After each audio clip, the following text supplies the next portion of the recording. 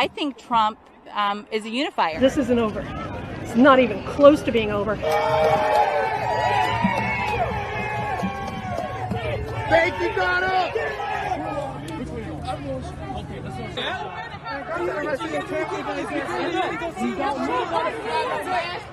What's going on? She's like,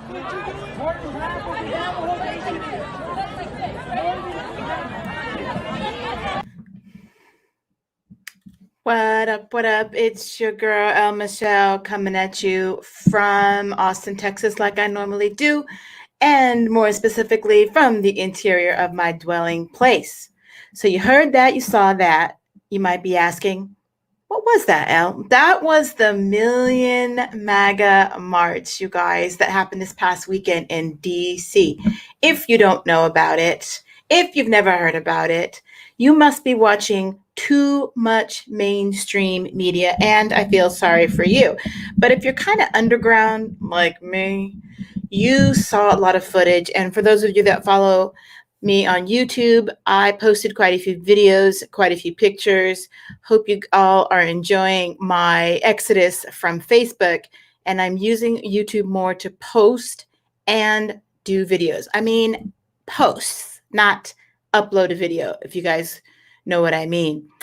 So tonight's panel show is going to start, but my two panelists have disappeared. Hold on. Let me just get them on the screen for you. And then I have some breaking news. But how's everybody doing tonight, you all? I hope you all are okay. Just got a text from one of my panelists about some breaking news, and I'm texting them right now to see where they might be. But I do chitter chatter for a minute. But this is breaking news. I wanted them to be on right now. So as you know, usually Dr. B and Leah Love Online are usually here with me. So I'm just going to continue on talking about the MAGA March, Million MAGA March, while they are waiting to come on or getting themselves together. So I'm going to share my screen with you. Give me a second.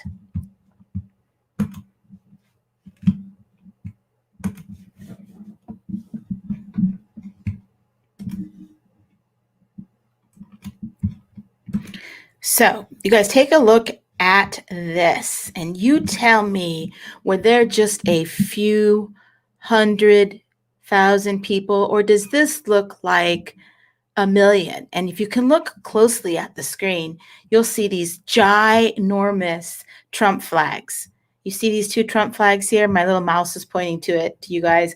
The mainstream press is desperately trying to downplay the size of Saturday's Million MAGA March. However, the National File, which is where I grabbed this picture from, reviewed video footage proving that hundreds of thousands attended at a bare minimum. Based on photographic evidence, National File can conservatively estimate, wait for it, 568,000 attendees, you guys. 568,000 attendees, but this looks way bigger than that. And I see that Dr. B has joined the stream. I'm just going to finish reading this. Additionally, sources in the D.C. Metropolitan Police Department confirmed that the Million MAGA March easily eclipsed left-wing cult leader Louis Farrakhan's 1995 Million Man March. You know how? Notice how they threw shade at him, left-wing cult leader, and likely exceeded 1 million total. To understand the scope of the crowd, it's helpful to understand the dimensions at play. The MPDC police cordon extended north-south from G Street, northwest to Independence Avenue, southwest and east-west from the Supreme Court to the Potomac River. That encompasses an area of roughly 2.5 miles long and 0.75 miles wide, covering the entirety of the National Mall. The parade route went from Freedom Plaza along Pennsylvania Avenue, blah, blah, blah. Let me show you a picture. Okay, there's the legend for the parade route. This is roughly 2.5 miles long. And from what I could tell by the first picture I showed you, it was curb to curb full of Trump flags, supporters. and whatnot. Can you see the route from here, you guys? I'm sure you can see it, and whatnot. Areas encompassed by marchers are in blue. The route obviously is in red. The yellow markers are counter protesters. Can you see the little yellow markers? I'm going to take my cursor and point to that little star. 1, 2. Counter protesters. I feel sorry for you. Here's a couple more pictures of what the big bad Trump supporters look like. Oh my God. We've got white-haired people. Oh my God. We got a brunette, and we've got white men. Oh my gosh. A lady that looks kind of like maybe from American Indian descent. Then we got some young women over here. I'm talking about probably in their 30s. That's young for some of us. Dr. B. And they have signs that say promises kept, stop the steal, make America great again. There's some that say no more BS, but that's for another show. I just want to keep it real, you guys. This march was epic. And just to show you how communist our mainstream media is, they seem to have decided not to cover this march, except for the specific and or what was I going to say? What was that? Video of violence. Okay, we're gonna enter into this stream, Dr. BZ. Hello. Dr. B, I miss you guys. I know. When I'm over there on Parlor. I am actually getting into it, as you can see. Yeah, maybe you haven't. That's the only option I got, so I'm enjoying it. Right now. Well, shout out to the Proud Boys. They are not shy about posting on Parlor. And just so you guys know, I watched the entire live stream from News to Share journalist who had his GoPro on, and he was on the street live for at least 4 hours. I followed him from the comfort of my covers in my bed. And what I saw was very, very, very little violence at all for the whole 4 hours. And I saw Proud Boys just being proud Americans. Dr. B, do you know their slogan or their chant that they do? There's several. One is FOFA. No, FAFO. Excuse me. I'm dyslexic when it comes to that. Say it again. FAFO. You don't know yes, that one? Yeah. I know that one. I heard that quite a bit. Yeah. This is like that chant. This is what they're good at, and that they also had another one that was like, I'm heterosexual or something. What was it? Sorry, the dogs are barking. They have a slogan. I think it's on their Parlor page. We're heterosexual and proud or something. Okay. Sorry, I'm gonna go mute for just a second. You go ahead and talk. All right. Well, yeah. Well, this is where the Proud Boys shine. I should say, I wouldn't say shine because sometimes they can act like a bunch of idiots. Sometimes. This is what they're good at, and that's confronting Antifa. And the thing is that the precedent has been set to where the left is pretty much by their own actions condoned how can I say, political aggression. I'm gonna stop short of political violence, but political aggression. They set the precedent with that as soon as Trump took the oath of office in 2020. And now I'm starting to see, and watching the march, I'm starting to see that people on the right are starting to push back. And they need to. They should have started pushing back a long time ago. You guys are late to the party. Glad you still showed up to the party, but you're late to the party. Because like when they were going around looting and burning stores, that's when people should have went out and beat the holy heck out of them. Yeah, but Dr. B, I think I'm back on. One of the challenges that we had as conservatives is like, it's cool. We're just gonna rock our vote. We're gonna rock our vote. We're gonna show them that. I'm going to tell you the problem with that. No, I got you. I was just gonna say. I'm not talking to you. I'm talking about to those conservatives that have that mentality. This country. I'm saying, Dr. B, before you jump in front of the bus. All right. I'm saying that's the problem. We put too much faith in our voting system. Yeah. Would you agree? Yes. Absolutely. And this is we'd proving have it. known. And the thing is that going back to my point, like I am glad that you recognize the problem. I wish other conservatives knew a long time ago. This country was not founded by a vote. I'm sorry. Right. Hi, Leah. This country got started. This country got started when some Brits shot at some colonials with muskets because they didn't want to give up their muskets and their cannons. No. So the Brits shot, and those colonists shot the frick back, and the Brits were like, "Oh crap, they're serious." And there's a very rudimentary saying, and a lot of people don't want to believe it because we live in a very civil society. But when it comes down to everything, might makes right. Tell me about it. Might makes right. Your rights don't matter unless you can actually defend them. Honestly. So we live in a civil society. Yes, you can say that. Oh, I'm endowed by my creator to have property, to essentially find my own happiness, to be free. However, somebody can easily suppress that right because they got the upper hand, they got the most power. It's that simple. That's how slavery happens. Yeah, you have a sentient being. You should be free to do what you want to do. Yet there is still slavery going on in this country. Not in this country, in the world. Excuse me. Tell me about it. Well, shoot, with the human trafficking, technically there's slavery going on in this country. Yep. I take that back. I am right. You are right. When you see the amount of people that are trafficked, that is modern day slavery. Why? Because someone with more power subjugates the person with the least amount of power. I guarantee you, if somebody was to find like a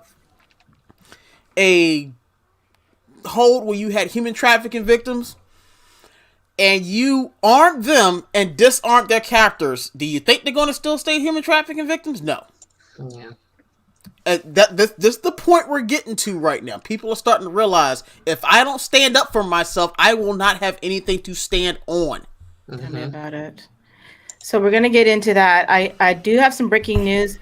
Thank you to my budding journalist pal, Leah, for sending me this about 20 minutes ago, I want to say. I was hustling, girl, just to get some decent... Around these news search engines, you really got to hunt, and that's what they're trying to do. They're trying to break us, you guys, but the Pennsylvania Supreme Court rejects President Trump's claim about lack of access to Philadelphia vote count. Pennsylvania rejected the claim that Philadelphia did not offer meaningful access to the vote count. In a 5-2 ruling, the justices found Philadelphia did not illegally restrict observers during the canvassing process. The justices also determined the city rules were reasonable. It's ridiculous. Now, just so you know, I did hear Pittsburgh's video on this, and I think I can play it. Dr. B, will I get dinged if I play someone else's news? Is it from a news site? It's from a news site, yeah. It's public information, no. Okay, let me they could try to ding you, but being it's a news broadcast, I'm like, it's a news. All right. Well, I'm just gonna go ahead and switch to sharing YouTube. And what I was gonna tell you while I'm doing that is that there is 2 cases in Pennsylvania going on right now. There's a federal case and the Supreme Court case. Okay, the Supreme Court in Pennsylvania, depending on the makeup of the justices, the Trump campaign probably knew what was going to happen. Can I break in for a little bit on Pennsylvania? Yes. Pennsylvania Supreme Court is all elected and they're all Democrats. Just telling you, they're elected. You say that to the punch, and I'm just being they're all elected in Pennsylvania and they're heavily Democrat. So Trump knows that everything they probably gonna send to them is gonna get struck down. It's gonna go away to the Supreme Court. Everything in Pennsylvania is going to the Supreme Court. That's correct. They had to exhaust their remedies, so they probably knew. And of course, the mainstream media is making a huge big deal out of it. But give me 2 seconds because this YouTube is going to chop up if I'm not careful. Okay, and I think I can talk with you. And Leah, tell us how you're doing today. I'm gonna change my sound card, my sound. Okay, take the lead. Well, I had to take a few days off of,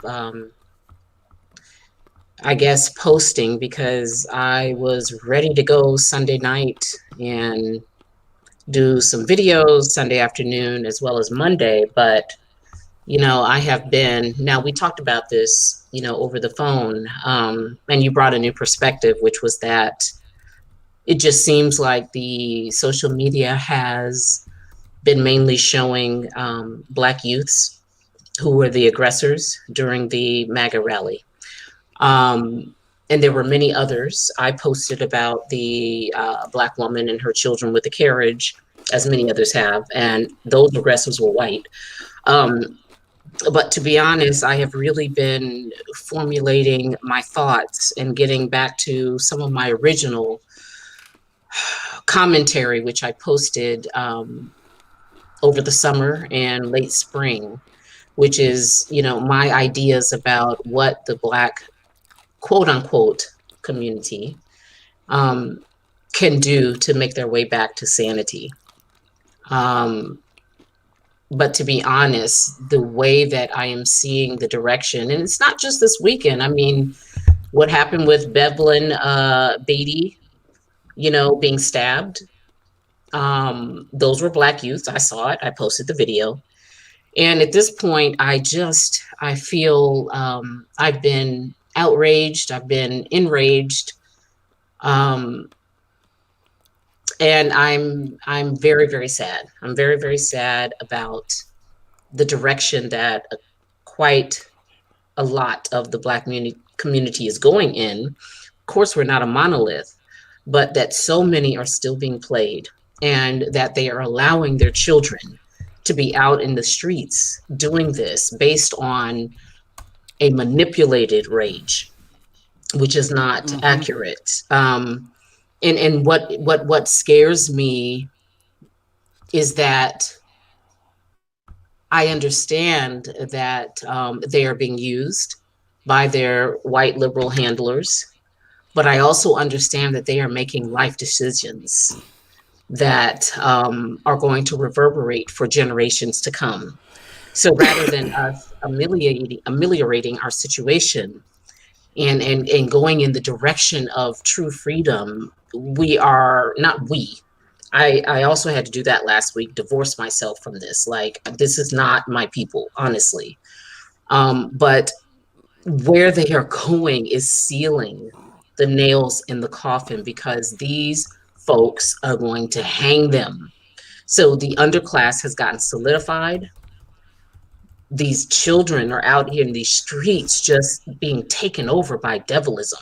Like, to just walk up to elderly people and punch them in the face and do all the things that they're doing. And it's just at a level that I've really had to take a step back. And, it is what it is. It is what it is. But I see a huge chasm.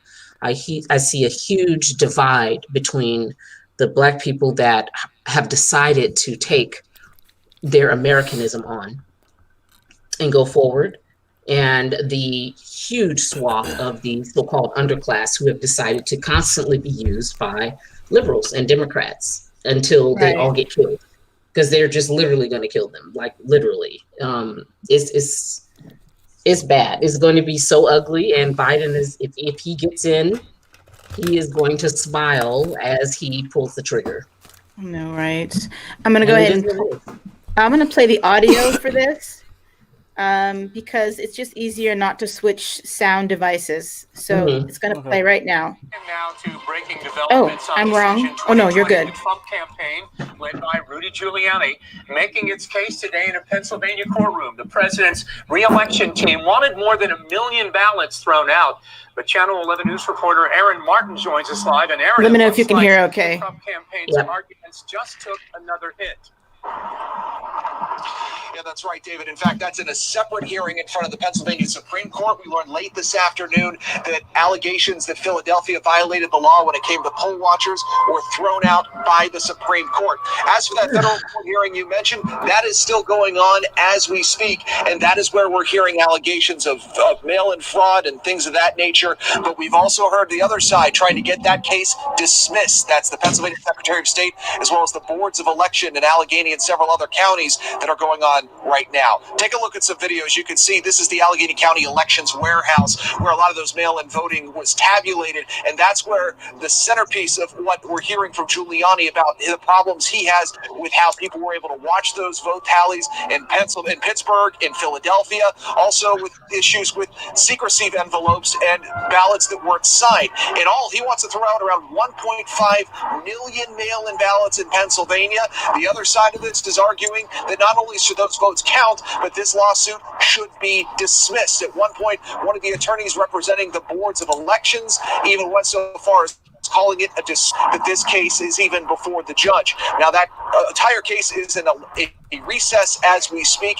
That's expected to pick up here in a couple of minutes. We're going to be on that, listening in to the entire hearing. And of course, if there is a decision in this case, we'll bring it to you. We're now live downtown. Aaron Martin, Channel 11 News. So that was their local news, you guys. That's the best I could do on short notice to get you guys some current information. Again, they knew this was going to happen. The ruling was 5-2.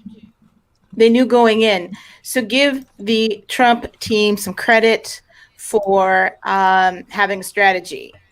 Now, what I hope happens, like Dr. B was talking earlier, is that the people of Pennsylvania pitch a fit. How dare they, the Supreme Court, say that their local rules were reasonable? Yeah, reasonable. So having your windows boarded up and maybe keeping you on a roof, calling you names, calling you racist, is reasonable. Would you agree? Yep.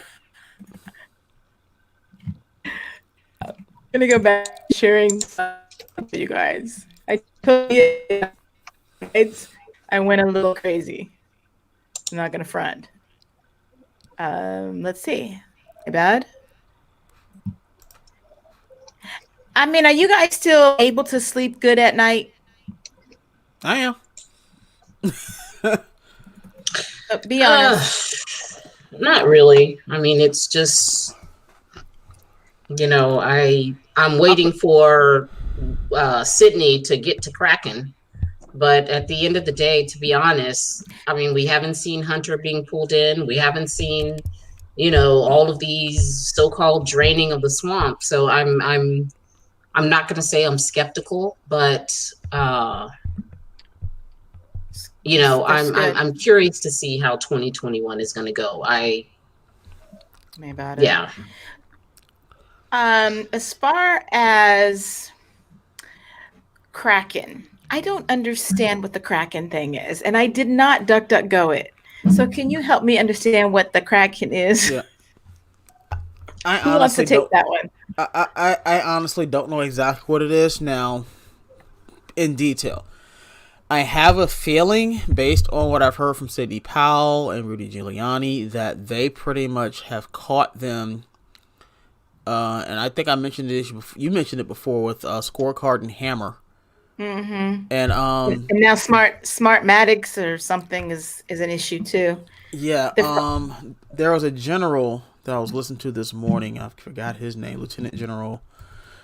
Let me see if I can find his name.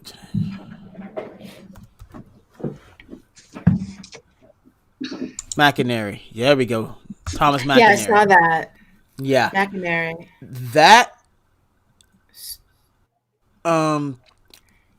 That particular interview was quite chilling. Yeah, tell me about it. Because Really?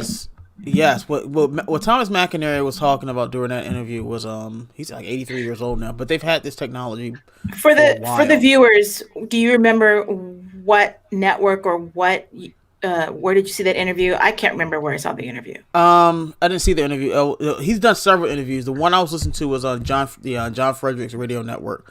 Okay. He is I would say regional guy. He's about to go national because for a while he was covering mostly issues in Virginia, maybe Maryland.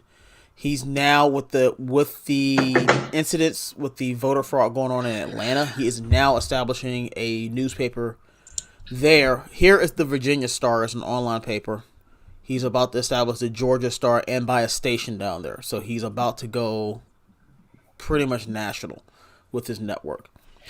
But what McInerney was talking about was that Scorecard and Hammer were both used to manipulate the election so that both Chavez and Maduro in Venezuela could get elected. That's how they manipulate the vote. The U.S. intelligence apparatus has been doing this for decades, manipulating votes to get certain parties in. Mm-hmm. I mean, and perfect. Like people were talking about, oh my God, we have foreign interference in our elections. I'm like, we have had CIA assets in all of France's political parties, all of them. Right. Now the thing is that we're not really having foreign manipulation per se, as in like a foreign country is acting in our elections. What we do have is 4 international bankers. If you want to say it, capitalists, because that's what they are. They're international capitalists interfering in our elections to get their people in to usher in the one world global hegemony where they rule over everybody. Before you keep being more intelligent than me and my audience, who are these 4? Who are these 4? Are you talking about Dorsey, Zuckerberg clan, or are you talking about Soros? Are we talking for what?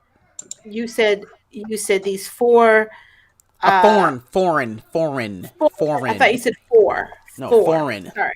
These are foreign entities. These are internet. Some of them would have American citizenship, but they would never consider themselves American. They are globalists. They consider themselves citizens of the globe. And if you're a citizen of the globe, you can't be an American citizen, so you are a foreigner to us. I get it. Yeah. I'm going to go ahead and kind of go through this little slideshow. You're going to have plenty of room to talk. That's for sure. Oh boy. So don't be fooled by what you're seeing. Okay. Again, Leah and I did have a discussion before the broadcast today. And this woman, I found this on a lot of the information I found today on this slideshow was from National File. It's really hard to find just plain ordinary reporting without the opinion. As you can imagine, we're being super indoctrinated right now. Well, some people are. I'm not. So I found this in this article. The woman in this article is actually a BLM activist. Okay. Mm-hmm. And on Saturday, photographs circulated of a Black female Black Lives Matter protester lying unconscious in the street in Washington, D.C., following the Million MAGA march. While video and eyewitness reports from the scene confirmed that the woman was holding a knife, the exact sequence of events leading up to the knockout was unknown until Sunday, when footage of the full altercation surfaced. In the video, a Black woman wearing the Black Lives Matter flag can be seen attempting to drive a motorcycle through a small group of Trump supporters. We already talked about how it was curb to curb people. So what is she doing? The protester with a knife can be seen in the background. She's wearing a motorcycle helmet, brandishing a reportedly stolen American flag staff. She stole the flag and refers to the female on the motorcycle as her wife. Yep. Multiple instances of flags stolen from rally attendees being wielded as weapons by Black Lives Matter and Antifa were recorded on Saturday. Somebody told those people to snatch the flags and use them as weapons. So it looks like Trump supporters are doing it. That's my theory. Change my mind. Put that ish away, someone says, to which the armed agitator screams in response, "Don't touch my wife or I'll kill you." Then she got knocked out. Looks And like the wife another drove love. off. I didn't hear me The say wife very just wife. drove off. She was not checking up for her wife. I mean, really. And this stuff on her face could definitely be a busted lip, but you know what? You play dumb games, you win dumb prizes, right, Dr. B? Here's some more footage I easily found on lamestream media, of course. Some more photos. And I'm only highlighting this because it's really hard to find objective media. And I dug it up and put it on the screen so we could talk about it. You've got lots of narratives out there that Trump supporters are racist and violent, and the Proud Boys went over there to get into brawls. I didn't see all that on the 4 hours that I was watching live because I was at home. But you see, you in this top left picture, you got one like a Mexicanish guy with a flag yelling at a white guy. Now, I don't know by looking at that which one is which. I'm just going to guess the one with the flag is a Proud Boy, and the one with not with the flag is probably some type of older Antifa dude. Would you agree? Yeah, I'm just trying to look at the. I have so much footage that I copied. I have so much. Do you have a screen to share too? It's on my phone actually, but well, I have saved so much footage. I'm gonna try not to focus on all the bad stuff, but you see, this is an elderly woman having her flag snatched away from her. I saw that, and that's a young white person dressed up in all black with a mask on. Yeah. And now the man that's on the floor, on the ground, excuse me, he had an altercation earlier. If I'm not mistaken, he came to somebody else's aid because the BLMers were trying to get at somebody else. He came in and pushed them away, and they were surrounding him. Yeah. And finally, when he started walking away, that's when the sex offender came and knocked him out. Sex offender? Yeah, he's a known. Yeah, I have that footage too. Yeah, he's a black individual who is a known sex offender. He has a record, and he came and knocked him out. That's why he's laying out on the ground there. Here's the thing, and I'm gonna stress this because this is how you can tell that these people are globalist puppets. I have never seen a political organization inundated and infiltrated by so many degenerates in my freaking life. So true. So true. And the sad part is that the one, if you look at the picture in the middle, the small one with the girl look like she's about to kick a field goal with the dude's head. That's a guy, I think. Well, it could be a girl. I don't know. No, that's a girl because I've Elijah Schaefer, slightly offensive. Yeah. Technically, he doxed her, but she needs to be doxed because she's committing a freaking felony. Is that the journalist? The girl that's in yes, that's the journalist at Howard. Mm-hmm. And if I was the president of Howard University, I would have expelled her butt immediately. Of course they won't. They're not going to do it. Black Lives Matter thing. Mm-hmm. And the sad part is that Howard is probably one of the most reputable and distinguished institutions amongst historically black colleges and universities. That's crazy. I mean, they're an awesome school. But if you got students like this, guarantee my son won't be going there. Yeah, they get indoctrinated like this. Absolutely not. Mm-hmm. So there's also another girl in the pink bandana. That's another girl. Well, she had on a headscarf, like a silk thing, a bonnet. That's what they call it, a bonnet. So this is just wrong, you guys. Yeah, this is just awful. And then you have carrying a banner saying "punch a MAGA in the face." See, this is the problem with the left. They think, oh, punch a MAGA in the face. You know what a MAGA going to do if you punch them in the face? They're going to send some bullets down range. They're going to send rounds down range. They're not ready to punch. They're ready to shoot. Mm-hmm. Yeah, and you can see, if you can see closely, and I know that you can, all of these people in the front here, well, three of them are fully covered in black. You got a young black female, some young white females, and one of the things that got set up is this COVID thing took a lot of these young people's jobs away, and it set them up for bribes. All it takes is a little Craigslist ad saying actors wanted in protest will pay expenses. And I got news for you. These people set this up for these crazy people to sign up. Who would sign up for this unless they were desperate? Or people in the basements who didn't have jobs anyway. How many of you would agree? Now, here's the big problem. Muriel Bowser. I'm getting ready to tell you about this. I was almost going to call her a name. So Mayor Muriel Bowser gained attention several months ago when she was like the first one to put that Black Lives Matter in bright yellow and renamed the section of the street Black Lives Matter Plaza on Friday. My understanding is she did it in DC first. Do you remember, guys? Yeah, I think, yeah. Officials in the district said the decision was a show of solidarity with demonstrators who have been rallying against police violence and systemic racism. It came days after U.S. Park Police and National Guard troops fired tear gas at peaceful protesters. Oh, yeah, I forgot. I got this picture from lamestream media, so we'll just skip their slant, okay? But here's another fun fact. As of 2020, Muriel Bowser's salary is estimated around $177,000, give or take some change. Her primary source of income is her political career. Her net worth is an estimated of, wait for it, $300 million. Wow. Give me the source on that. I want to fact check that. You're gonna fact check me, dude? Are you kidding me right now? I'm not gonna fact check you that you're lying. That number is staggering. Wow. It's right there with her picture with Obama. Where did you get that? Where did you get that from?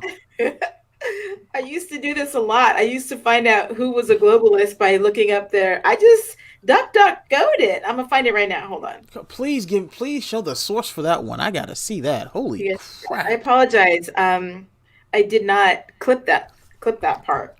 Hold on, let me see. I'm gonna look at my dang on self. I'm gonna tell you exactly. That's an astronomical number.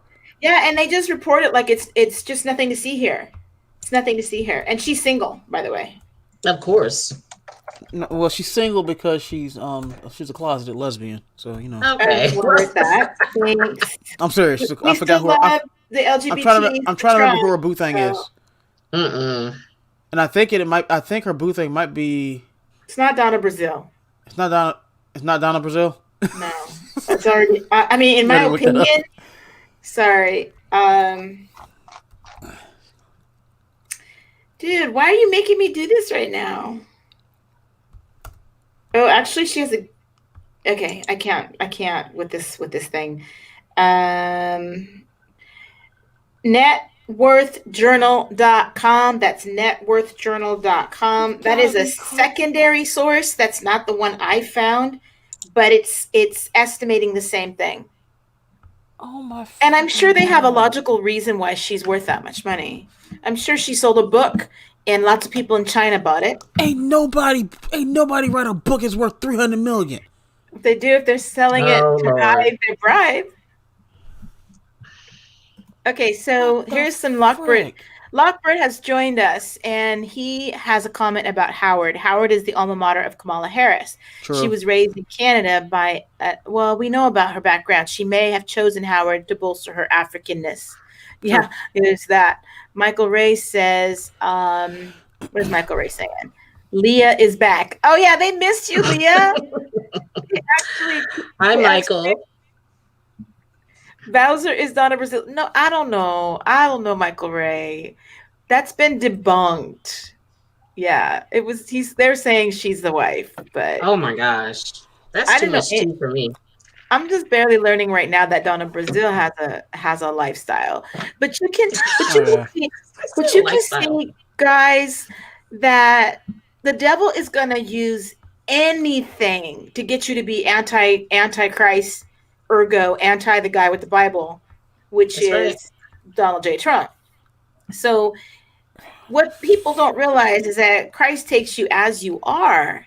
Yes, the Bible has stuff in it. And that's something that you should look into as to why the stuff is in there. Now, I'm not going to say all the stuff because this is not a religious channel as such, or a Christian channel as such, but there's a lot of people that have no interest in what a God in heaven might say about how they're doing their life. And that's how I'm going to leave it. Okay? Because there's plenty of people that really want to know the heart of God, and the Bible still is kind of hard for them to interpret things. But basically, love comes from God. God is love. And all this nonsense we got going on is not love. And even the Proud Boys saying F this, F that all down the street. I'm not crazy about that. That does instigate trouble, but I don't think so. I'm about that life. They have been out here tearing up these streets for months. No, I mean, they need to hear that. They need to hear a counter response. This is too much. Right. I know, ma'am. And they need to know. And we were talking about church hurts, you know. You and I were talking about church hurts earlier. And so much hurt could be avoided if the leadership would just act from a heart of love, not from all the little personal baby agendas. You know, people want to be seen. They want to be popular. They want to point out all your insecurities about everything, but they don't want to look at their own. And I'm just done pussyfooting around this nonsense. If you are a church leader and you're watching me right now and you are skating between what's right and what's wrong, I'm here to tell you, anything that isn't love and isn't genuine and doesn't have care of others above yourself is wrong. Shut your doors. Practice some underwater basket weaving, because you shouldn't be in the church business, because the church was designed for the people, not for you to have your popularity. TD Jakes, I'm talking to you. Ooh. Yes, I'm talking to you. Promoting Kamala Harris being an amazing Black representative. No, he just boule as can be. Boule as can be. Yep. Not even about that life. And she does not care about Black people. And I'm so sick of Black people being so dumb that they can't figure out the basics. Just over it. Leah's back. Yep. The Biden team begs for $30 million to fight Trump lawsuits despite claiming electoral victory. Now, this is a very interesting article, and this is also on National File, okay? And it's right there on the screen, so y'all can fact check me. But this is not the face of a confident party, despite receiving. This is not the. Dr. B, you got me on speaker? No, I was checking the feed. Sorry. Despite, am I too loud? Despite. No, you're good. You're good. Okay. Side thought. I love Blaze TV. The News and Why It Matters is being co-hosted by a nice young lady, because Sarah Gonzalez is on maternity leave. You guys watch The News and Why It Matters, hosted by Sarah Gonzalez? Okay, so Leah, you're from California. I'm from California. There are women that talk a certain way from California that makes it really hard for you to listen. Really? Despite receiving near universal a victory from the corporate media and setting up a verified transition team, guys. It's so irritating. Sorry, guys. I didn't mean to mess up your ears. But the girl that's sitting in during maternity leave, she's so calm. Her voice is calm. It helps me to process. Calm voice. She has a Mike Pence voice. You know, it's not grainy and stuff. Okay, back to what I'm reading. Despite receiving near universal proclamations of victory from the corporate media and setting up a verified transition team account on Twitter, transition team account on Twitter still doesn't make your butt a president. But okay then, Joe Biden. Behind closed doors, the Joe Biden-Kamala Harris campaign is begging supporters to raise $30 million for fighting lawsuits regarding election integrity filed by the Donald Trump campaign. Emails from the Democratic National Committee and the Biden campaign were sent out to donors last week that asked for help relaunching our Biden Fight Fund to ensure Trump doesn't win them just because we don't have the funds to fight back. I bet. Yeah, right? The crises facing our country are severe, from climate change to racial injustice, the letter said. We have to step up now and give and raise the funding we need to have the necessary funds to make sure that the Biden-Harris transition team has the money it needs to stay on track to be ready on Inauguration Day, January 2021. That really is presumptuous of y'all. Because I of thought they had BLM money. What happened? Right? They must have exhausted that by patting it into their pockets. True. What they do is they take a bunch of money for themselves and they leave crumbs for the DNC. Oh yeah, they do that. They do that with all the charities as well, because Joe Biden had a cancer research charity that he ran with Joe Biden, and not almost all of their money went towards paying the salaries of the people of the foundation. I wish I had gotten that on the slideshow. How is that not illegal? Seriously. Mark Levin talked about that yesterday. I'm sitting there, my mouth is like, oh my God. I know. And you have people that legit voted for him for president. Now, granted, he didn't get 75 million votes.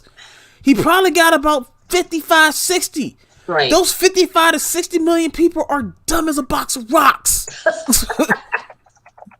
So because of the $5,000 limit, we need everyone to focus on raising this money now. The email begged, adding that Biden campaign and DNC wouldn't be asking if we didn't truly need $30 million to be able to fund the legal work ahead. We can't run out of resources now, which is why we need to fill this fund as soon as we can. The email tone stands in stark opposition to the public tone of the Biden campaign, which declared victory within days of the election before recounts had been performed. Now that's your first problem. You shouldn't have done that. And now you didn't take into account that there was a ginormous tsunami of redness happening. So where are your donors that actually have money? Yeah, for real. If he's so popular and won this election, why can't he just hit up his donors for money? Where they at? Exactly. Joe? Where your donors at? They're supporting President Donald J. Trump's lawsuit because the Hope and Change people went to Donald Trump. 18% of black men, Donald Trump got 18% of black male vote. That means the females are coming along too. Right. Not really. No, not yet. Not yet. Well, not every black male is married to a black female, and these things I'm aware of. If you talk about females in general, yes. That's the thing. They're not bringing the black females. Well, the black female, they'll come around eventually because they're generally smart. But no, we're hoping. I'm not generalizing. I'm not generalizing. But if you think about, I'm looking at it this way. Yes, Donald Trump got about 20% of the black male vote. Joe Biden got 91% of the black female vote. Ugh, I'm so disappointed. Because the black female to this day is still married to the state. Until black females start marrying black men, then they'll start coming along with their husbands. Conservative black men, not these guys all up in my DMs trying to. I'm talking about the 20% that voted for Trump. Right. Thank you. Just wanted you to clarify. Until those men start marrying black women, or black women start actually being appealing to those type of men, they're never going to come along. Okay, shout out to conservative black men. I am light skinned, but I'm single, and I like and enchiladas. I know how to do proper squats and lunges. I can make corned beef hash and cornbread. Yeah, you better with corned beef hash. Black men care about cornbread. Forget that corned beef hash. I make cornbread that goes with the corned beef. You are not trying to get an Irishman. Come on now. I can't help it. I'm Irish, English, Spanish, Mexican, and black. What am I supposed to do? Okay. Yes. I'm trying to. Will you give a girl a break right here? I'm trying to shout out to my conservative. Shout out, come on, Leah. Your girl's not trying to grow old around here. And shout out to brunette white men. I'm still good. Right. Stop. Go away. Okay, back to serious. So as you guys are aware, Dr. B is no longer on Facebook. Oh, he's not. He's You been got banned from booted? Facebook. Yes, I literally got like excommunicated from all the big tech one. Only one they hadn't touched me on is Twitter because I don't tweet. So they're not. There's nothing either. there. So But- in protest to Dr. B's censoring, I have disappeared off of Facebook too, and I posted some pictures of Zuckerberg when I did it. I have a new Facebook profile picture of me throwing away Facebook in the trash. It's like a little bit of an icon kind of thing. It's really fun. But look what he did. Zuckerberg tells Facebook employees Biden will be the next president. Several Biden campaign staffers have complained about the company's handling of election ads and the impact misinformation has had on democracy. Well, what do you know? That's all I'm going to read for that, because this guy, we already knew he was half lizard. Half lizard. Look at his eye. The other half is Android, so he's an Android lizard. So, Oh my God. How sad is it to sell your soul to whoever's paying for you to be ultra wealthy and then to look like a scared rabbit all the time? Well, I can tell you who he sold his soul to, because his whole entire technology was built by the government and the NSA. It's all NSA technology. And our favorite, the CIA, was probably involved. Oh hell yeah! Dr. B, I'm gonna skip through quickly. And DARPA, by the way. It's about that 8:30 time, so I'm just gonna point out a couple more things, and then you guys can take the lead in any way you want to while I go zip out. But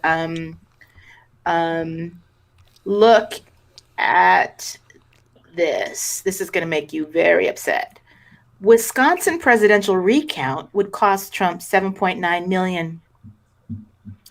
Madison, Wisconsin. President Donald Trump will have to pay $7.9 million if he wants a statewide recount of unofficial results in Wisconsin, showing him losing to Democrat Joe Biden by about 20,000 votes. Now, forgive me, this is not a national file, so this may have a little bit of a slant, but I had to dig it up fast.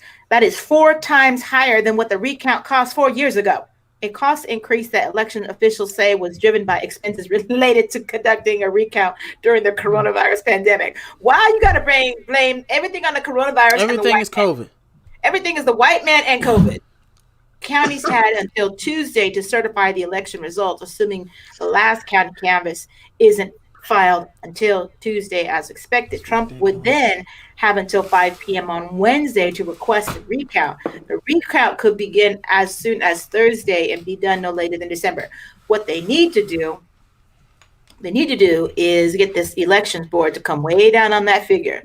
The Wisconsin Elections Commission on Monday released the recount timeline and cost estimate, which was based on costs submitted by 72 counties. I bet. We still have not received any indication that there will or will not be a recount, said Megan Wolf, the state's chief election official. But we want Wisconsin voters to know we are ready. Yeah, right. Trump has made unfounded claims of voting irregularities and fraud, even though Wisconsin elections officials have said there were no irregularities and widespread problems reported. Isn't Wisconsin the one with all these mail carriers as whistleblowers? Mm-hmm. Was that guy Richard Hopkins from Wisconsin? They got some splaining to do. Yeah. Here's the thing, though. This recount in Wisconsin, is it just a recount or is it an actual audit? According to this left-leaning article, it's just referring to the recounting. Now, it probably does involve the audit. Okay. And they're just not saying it. Yeah. Okay. But still, they're saying it's 4 times higher than what it normally is. How much does it really cost to do such a wide recount or audit? Not that during much. the coronavirus. It doesn't cost. No, they're both. It's complete BS. Absolute complete BS. They blame like I said, COVID has been used as an excuse to perpetrate the whole fraud. And by the way, like when you go, I want to switch to my screen share because most people were talking about the fraud. Okay, let me finish this. Let me just. Yeah, I I have want you. like- To, yeah, go ahead and finish first. But we're talking about the fraud. But most people don't understand why is the fraud going on in the first place. What's the end game? Why right. are they so hell bent on Trump getting in? And I got something to say. Trump getting out, you mean? Yeah, Trump getting out. Excuse me. I was going to say Biden getting in. Why are they so hell bent on Biden getting in? Justin Trudeau kind of spilled the beans yesterday, and I heard the speech. I was like, "Oh God, he's spilling it. He must think we're idiots." Well, then again, most of the people are idiots because they have no idea what he's talking about. But I do. All right. There's a big fight in Georgia also, as you can imagine. They're trying to lure Californians to move to Georgia so they can vote in this Senate race. I guess it's a Senate race. I don't know how these things work in Georgia. Why are you even doing that in January? I don't understand. But no, I'm going to tell you. I'm going to tell you why. I'll explain. What happens is that in Georgia. Before you explain it, remember I got a child to pick up. Okay. You know how you kids are. The priority. Now I'm going to just give you these two slides and I'm out of here. And I'll listen from the car, as you know. Georgia State Senate candidate Ossoff, or Assoff, whichever you want to say. Assoff works. Assoff works. Pro-communist China financial ties in Hong Kong. The balance of power in the U.S. Senate hinges on the runoff. Is he the Dem nominee? Yes. Oh, why you jump the gun? I'm trying to read it to you. Go ahead. On the runoff election in Georgia, and one candidate has financial ties to the communist Chinese. I wonder which candidate that is. Yeah.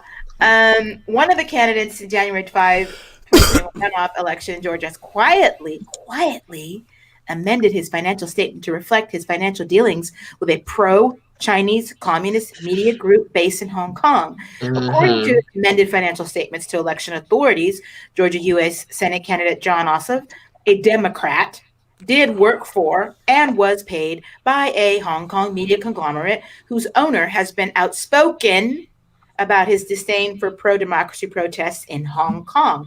Ossoff, the CEO of a London-based investigative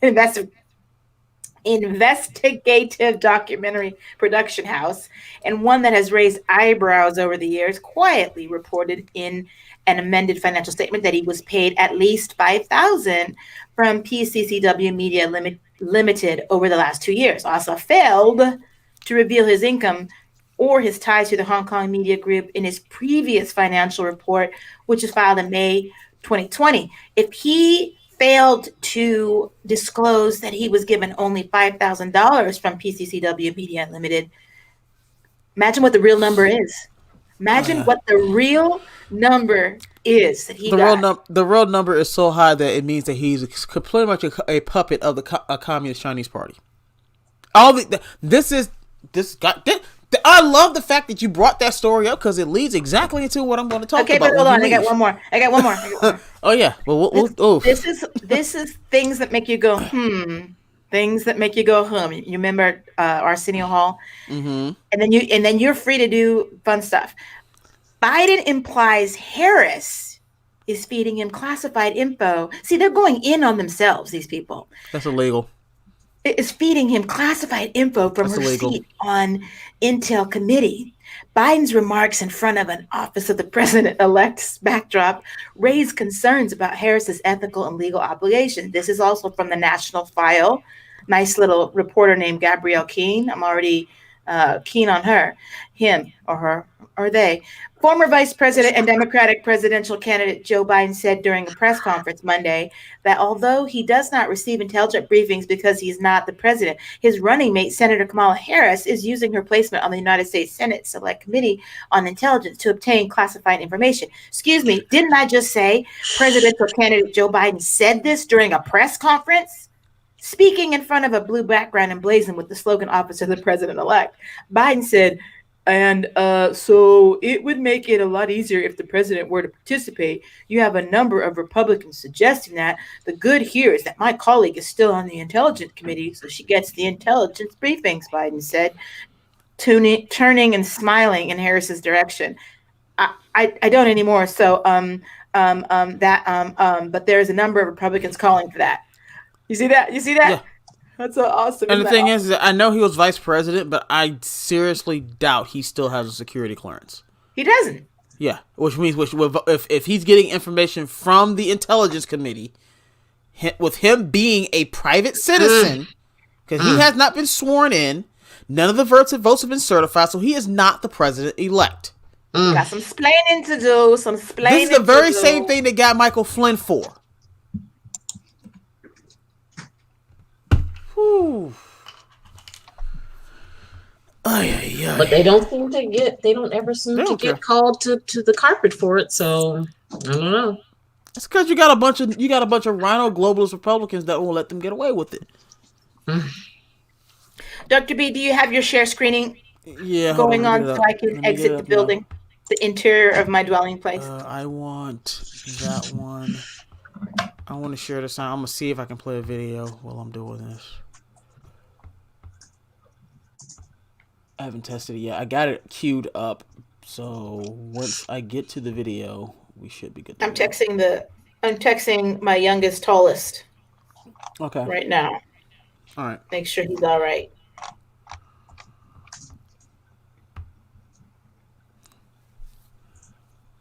Notice I said my youngest, tallest. People why they always mistake a tall person to be older? He always gets told that he is the older brother.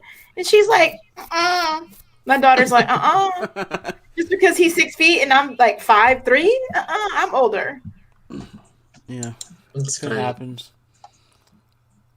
Hi, Michael Ray. We appreciate you joining us. We shout out to the chatters tonight. We are 6 strong, and they are very active in the chat tonight. Awesome. We thank you so much.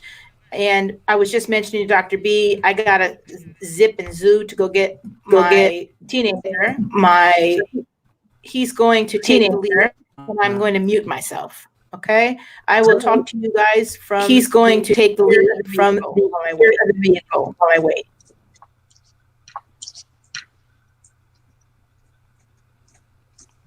I just looked at Don't until I get to the car. Okay, we'll put it in the chat when you get to the car. I'm looking at Michael Ray's questions and why hasn't Harris heels up Harris? I call him mattress topper Kamala, but anyway, she's not gonna resign that seat until those votes are certified and she's officially the vice president elect. So she has no reason to resign that seat yet because it hasn't been official. I just can't believe what's going on. I can. I really This can. is why I was worried election night. I'm like, the fix is in. The fix is going to be in. It's going to be a freaking battle. Let's see. Waiting for the Kraken to be released. I'm like, they should have released the Kraken before the election. And Elle made a post about Bill O'Reilly because he kind of went in. He's kind of pushing the narrative that Biden won the election. I'm like, that's bull crap. But when he said that, the reason is Trump's fault, I'm like, partially, yeah. Because what Trump could have done was turn the heat up on these guys a little bit more than he did. Mm-hmm. There's a lot he could have done. He could have gone after the 230 protection from big tech at the jump in his administration. He could have held on. And I was thinking about, okay, what could Trump have done to not get himself in this situation? I didn't get to say hindsight's 2020, and I'm not part of the administration, so I have no say. I'm just doing analysis of what he could have done better. I get that he wanted to get the platinum plan and he proposed it, but the problem is that you're on the verge of not being sworn in for your second term, so it will never come to fruition. Mm-hmm. He, instead of putting it on the back end of his 4 years, that should have been first and foremost, and you put it as part of a $2 trillion infrastructure plan. Because I've said this before, if you look at the exit polls, and most people do not want to talk about it, especially people on the right, they don't want to talk about it because it's a very inconvenient truth. Trump's percentage amongst white male voters went down. And there are 2 factors for this. I looked at the exit poll. I looked at 2 studies with the exit poll, Brookings Institute, and I forgot the other one. Both of them showed that he went down amongst white male voters. One is that amongst white male college graduates, if you look at that 4-year gap between 2016 and 2020, well, a lot of college white males go to liberal colleges, so they got indoctrinated for 4 years. Mm-hmm. So that's why it went down. It went down quite a bit. So that's a lot of that due to indoctrination. Right. Some of it is due to the fact, again, that when Trump ran in 2016,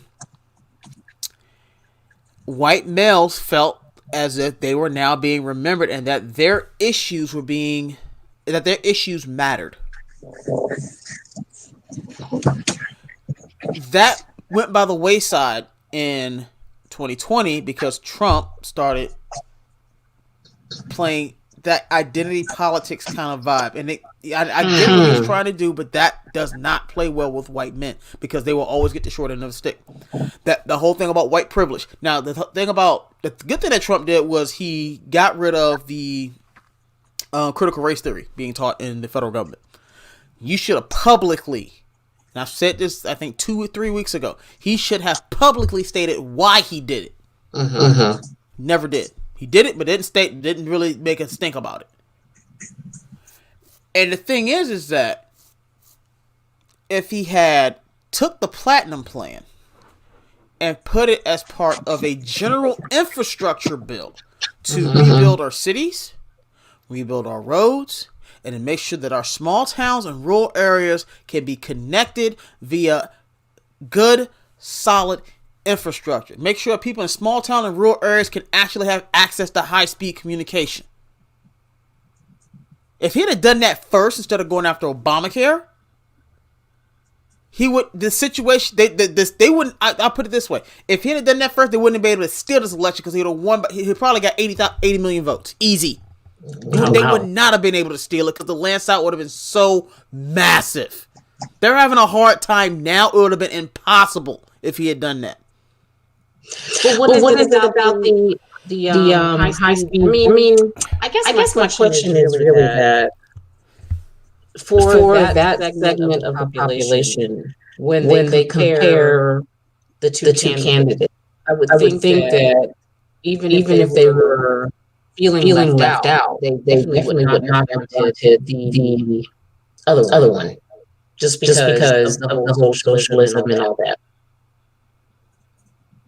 So it makes me wonder why they would out of the elections if they felt like, even if they felt like they were ignored, but the other candidates is like, wow. You said the what?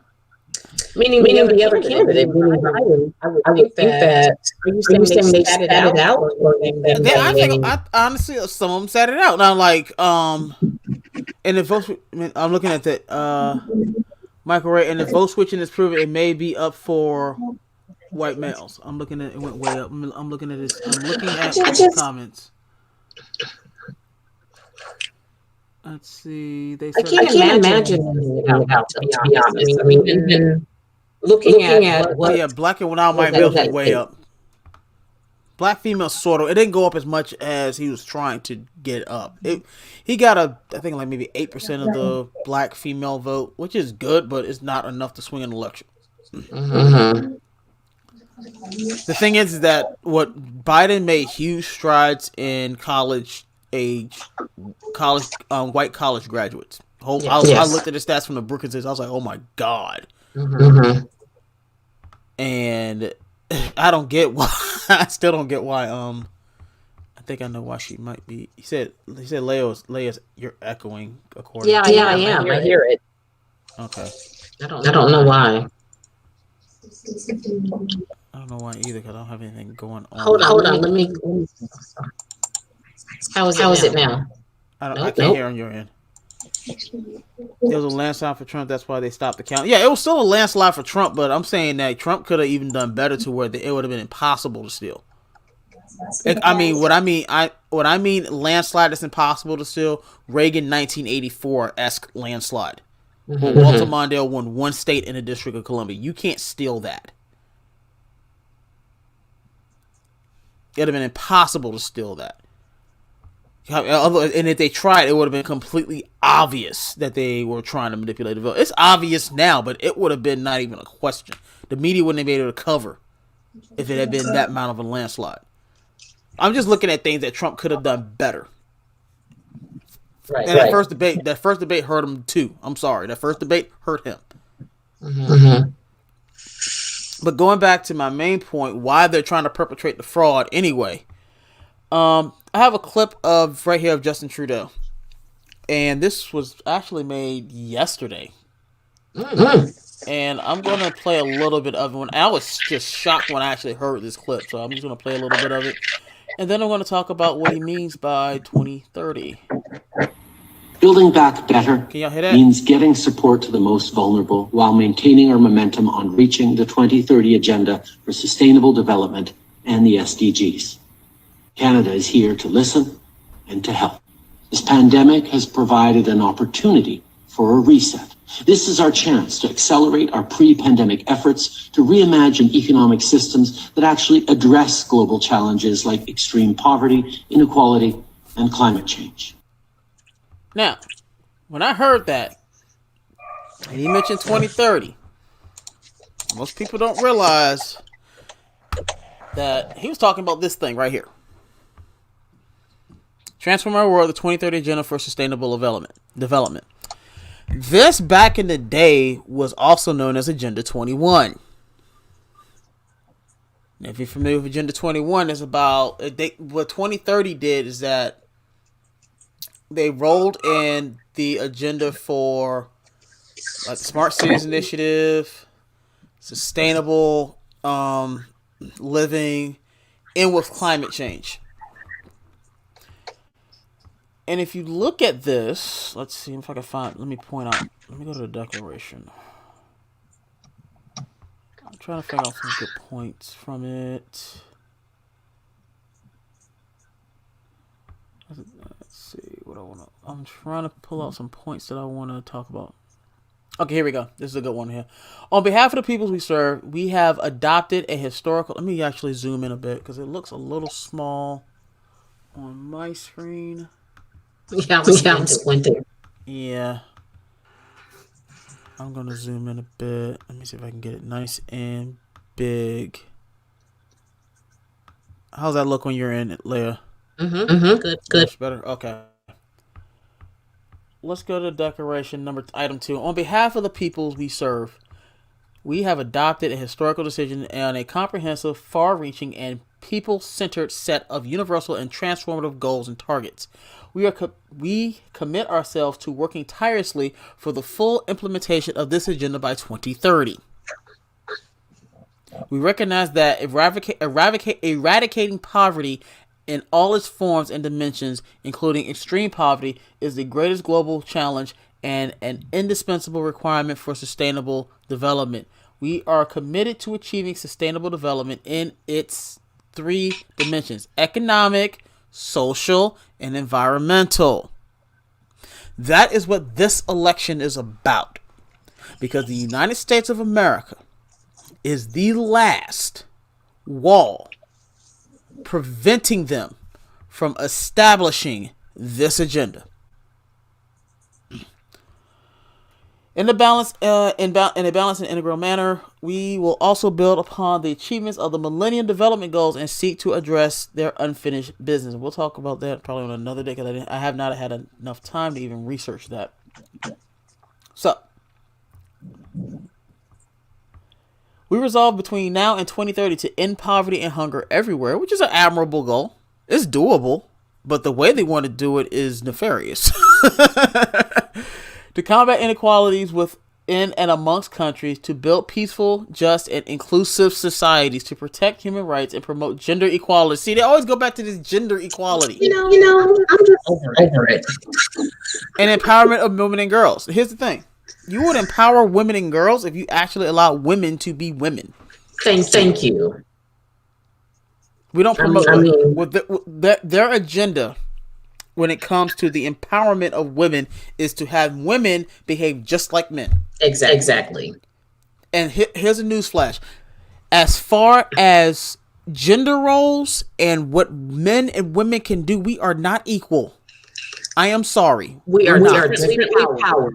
Exactly. So stop it. Like women have a whole entire organ system that's not even present in the male, that needs special attention from a special doctor, because that organ system allows for a physical being to incarnate on this planet. But that's why they want to get rid of it. Or I should say this. all of that genderless. It's not even a physical being. It allows a spiritual being to incarnate on this planet. And here's the special thing about that relationship.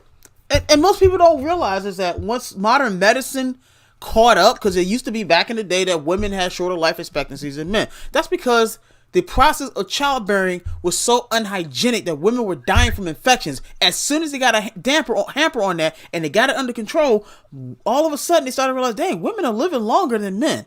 Mm-hmm. Even if you correct for the risky behavior and wars. Because that usually what kills men off quicker is risky behavior and dying in battle. But even if you correct for that, women have a longer life expectancy. Do you know why women have a longer life expectancy? Why? I'm going to tell you why. I bet you will. Okay, Dr. B needs to mute his mic and put his headset back on. Okay, let me do this.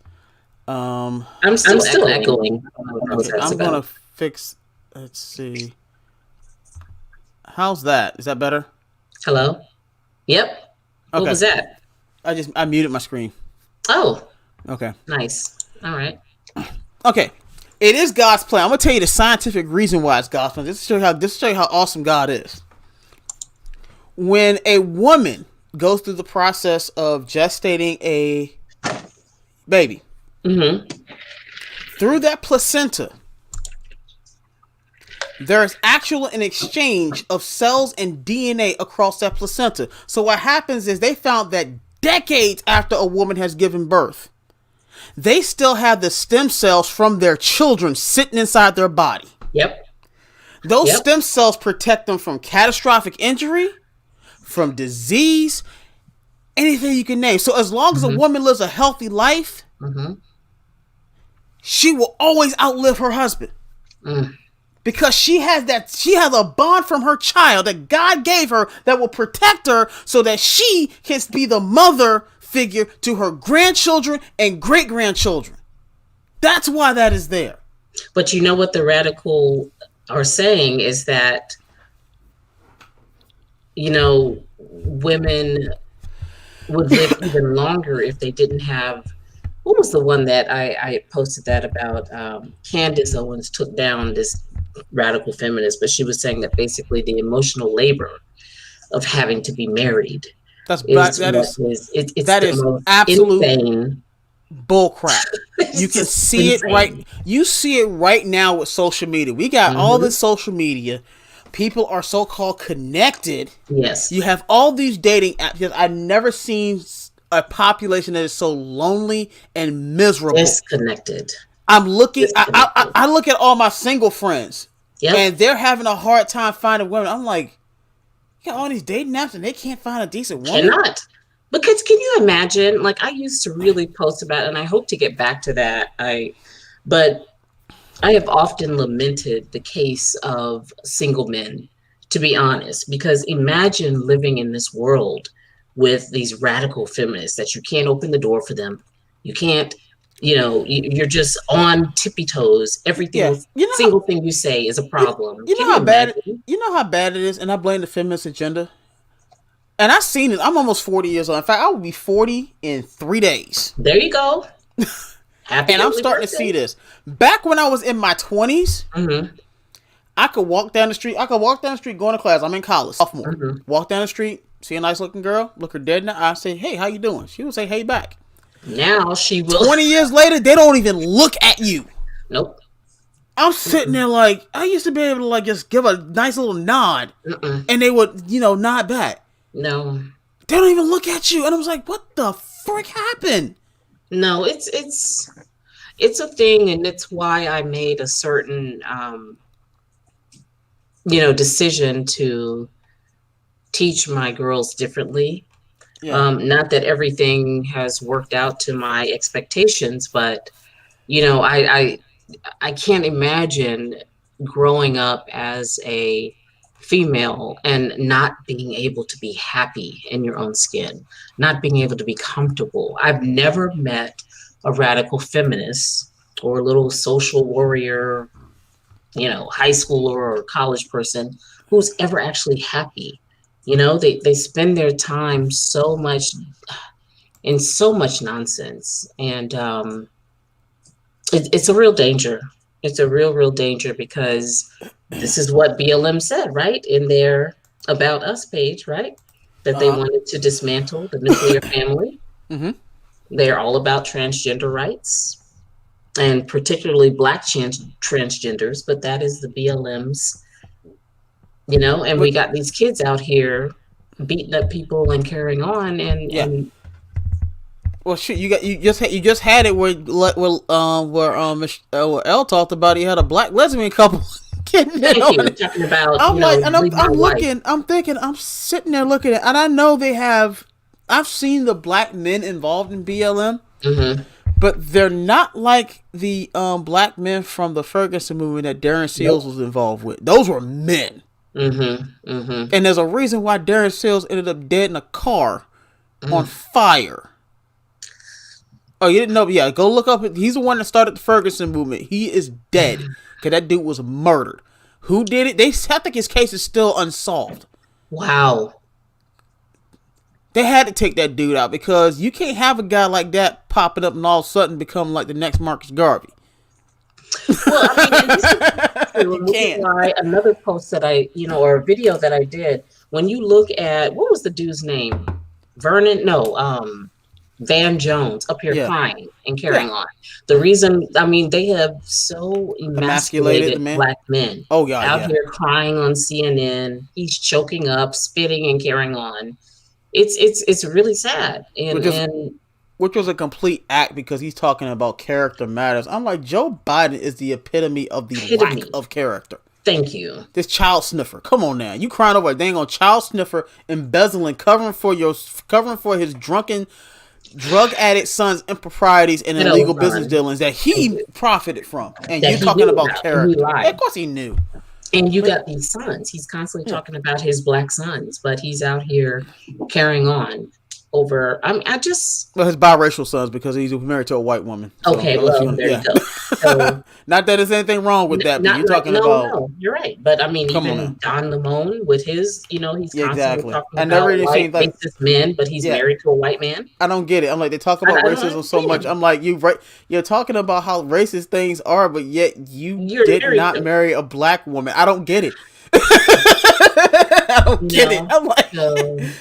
At the end of the day, that's why I see, there has been such a major divide, and I see it getting stronger because, if you can literally not research anything, you just follow the okie doke and you have been brainwashed, at the end of the day, it's going to be bad. Like I said at the opening, it's going to be really, really bad. And when they finally wake up, when black folk finally wake up and they see these people being, arrested, that they voted for and all of this stuff, I don't know.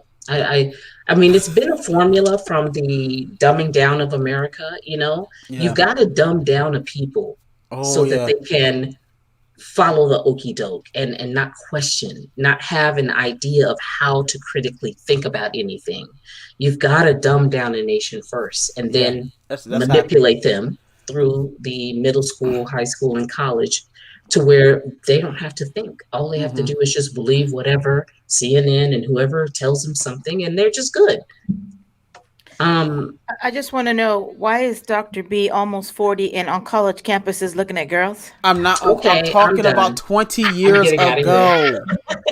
Wait a minute. I was in the car listening to I said that to my son. My son started cracking up. I am talking about when I was a sophomore. Looking at young girls. I'm going to tell your wife. When I was a sophomore, this was well before I met my wife. I didn't meet my wife until I was 26. So we're talking about when I was a sophomore. I know, sophomore in college. Yes, I was looking. I was single. But I want to talk about this one point before we move on. Wait, hold on. I got to read Michael Ray's comment. Okay. Yes, they all want to be cougars. Is a cougar? Now, just in my defense. Is a cougar like 10 years or 12? Because guys in my age category, they seem so old. I don't mind a bald guy, but I don't either. There's a lot of guys in my decade that carry themselves old, and I just have way too much energy. Yeah. But I think a cougar is someone 49 and all. So say it again. I said I just turned 49, so on the 11th. Congratulations. That Well, was thank a you. great age. That was a great age for me Great back age. when. Dr. B, Dr. B, Yeah. congratulations on your big 4-0. What are you Thank going to do you. for your birthday? I can't do nothing because Governor Northam has shut everything down. Okay, I'm so goodness. You're right. Oh, I could go to the words. ABC store, buy like a nice bottle of Evan Williams, and just chill with my family. Crazy. So Yeah. sorry. But did y'all see that link? Who was it that Dr. B, yeah. did you was it still- they're gonna start suing the governor of because of the lockdown? Who was it? Yeah. Who are they suing? Did you need the screen? I don't need it right now. I just want to talk about this one part from Agenda 2030 that kind of skates under the radar. Okay, but just before you do that, I apologize for taking the reins back because y'all were cutting up on my show a minute ago, but I was having fun in the car. But what I was going to tell you is, remember you were experiencing some echoing, Leah? Huh? Remember you were experiencing some echoing? Did that go Yes. away? Yes, it did. I was actually accidentally on your YouTube watching the live stream from your YouTube. And for some reason, the echoing was going on there. But then I realized you can't see me chatting from over there. So I had to switch to my channel. There is no echoing on this channel. It's kind of strange, right? Well, he did something because he said I he muted had my his screen. speakers on or something. Oh, perfect. That's So what that I was was going him. to Mhm. Michael Ray says, Michael Ray says, there was an 18-year-old giving me looks and notes a few years ago wanting to get together. It scares me. Well, it depends, Michael Ray. Are you 20? So you're good. But if you're Dr. B's category, it might be an issue. No. Yeah. Oh, So let me get this back on. I'm going to put this back on the screen for you, Dr. B. Okay. Now, we talked about Agenda 2030. They're pretty much their whole social goals. We already know what their economic goal is. It's pretty much the Chinese model for economics. That's what they want. That's why they bolster China. That's why China gets pretty much everything they want, because that's the new model economics. However, there's another social aspect we got to look at. Item 16.4, by 2030, significantly reduce illicit financial and arms flow. Okay, like they're really going to actually take care of this, because this has been going on forever, and it looks like the UN has done nothing to stop it. However, this also goes into the UN Small Arms Treaty. In order to stop illicit arms, what do you think you have to do? Take the guns away. Yeah, you gotta confiscate. Yep. From everybody, not just one country, but from the top gun-owning country in the world, the United States of America. You're not gonna do it. This is why God flooded the earth. Will not happen. This is why God flooded the earth, you guys. This will not happen. Evil. But this is why they need Biden in office. Right. They got to institute that. Yes. They gotta help them stop this. Right. Because I've seen his gun control agenda. There's no grandfathering. There's no buying back. If you don't turn in your stuff, or there's a buyback. There's no grandfathering of your arms. If you don't turn them in, you are automatically a felon. Wow. This is Biden's plan. I saw that plan. I'm like, you want to start Civil War 2.0? Because that's how Civil War 2.0 got started. That's how Civil War 1.0 pretty much got started. I mean, they're asking for it, Dr. B. I know they're asking for it. But the thing is, that's what's scaring me, is that they're asking for it so that you'll see some blue helmets on the streets of the United States. Maj Toure posted it got taken down in a hot second. He posted it taken down on Parler? No, not on Parler. This was Maj Toure when I was still on Instagram. I saved this image because it was hilarious. I may actually make some of these. I'm just using them in the house because I don't want to go to jail. He made a target with a person that had it was a silhouette with a UN logo helmet on it. It was a blue helmet. I was like, wow. It got taken down in like about a good 15 minutes. And I was like, amazing. Let me get this before it's gone. But you guys, this is not even like, it's not funny anymore. Like these globalists, we didn't know they were already on our soil. I knew. And they voted it. They voted it in, and they have no idea what they voted for. Did Like, you they're not see? looking at any details. Because like you have an ignorant populace. That's why Ignorant. The Yes. thing is that, and I mentioned this I think last week or 2 weeks ago about the Trotskyites. If you don't know who Leon Trotsky is, Leon Trotsky was one of the communists during the Communist Revolution in Russia. You had Lenin, and then he had his two underlings, Leon Trotsky and Joseph Stalin. Joseph Stalin was more of a nationalist. He wasn't really an international communist. He was a nationalistic communist. Very militaristic. Leon Trotsky was a tried and true blue, or I should say red, communist. He was an internationalist. Stalin didn't like Trotsky because Stalin had Trotsky booted out of Russia, eventually killed him while he was hiding in Mexico. Ooh. But all of his followers, he got murdered with an ice pick in a hotel. That's the brutal part. He literally got killed with an ice pick. But the thing is that all of his followers, all those Trotskyites, infiltrated the Republican Party. Ooh. That's where you got all the neoconservatives, like the Irving Kristals, his son Bill Kristol. Who else? A lot of the people in the CFR. Those are all Trotskyites. They're international communists. In order to get their international agenda, they hijacked capitalism and sided with the international capitalists, but have it under like a communist cabal where only they benefit and they want communism for everybody else. That's the system that those were the rhinos. So you got communists on the right side, communists that are just outright Leninist on the left side, doing a pincer move on the rest of the populace. That's what's been going on for the last almost 70 years.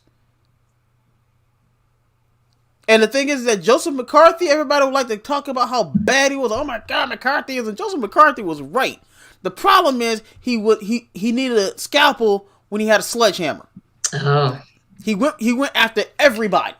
He should have been more surgical with his tactics. He was like a big sledgehammer smashing, so he came off as some big authoritarian witch hunter.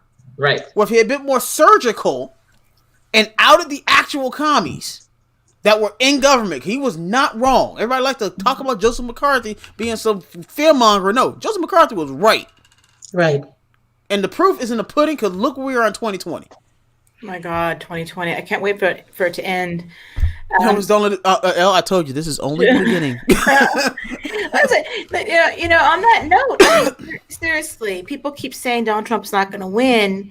And from a legal standpoint, his cases are really good from a legal standpoint. And I say that as someone who only has seen a little bit of the evidence. Here's the thing.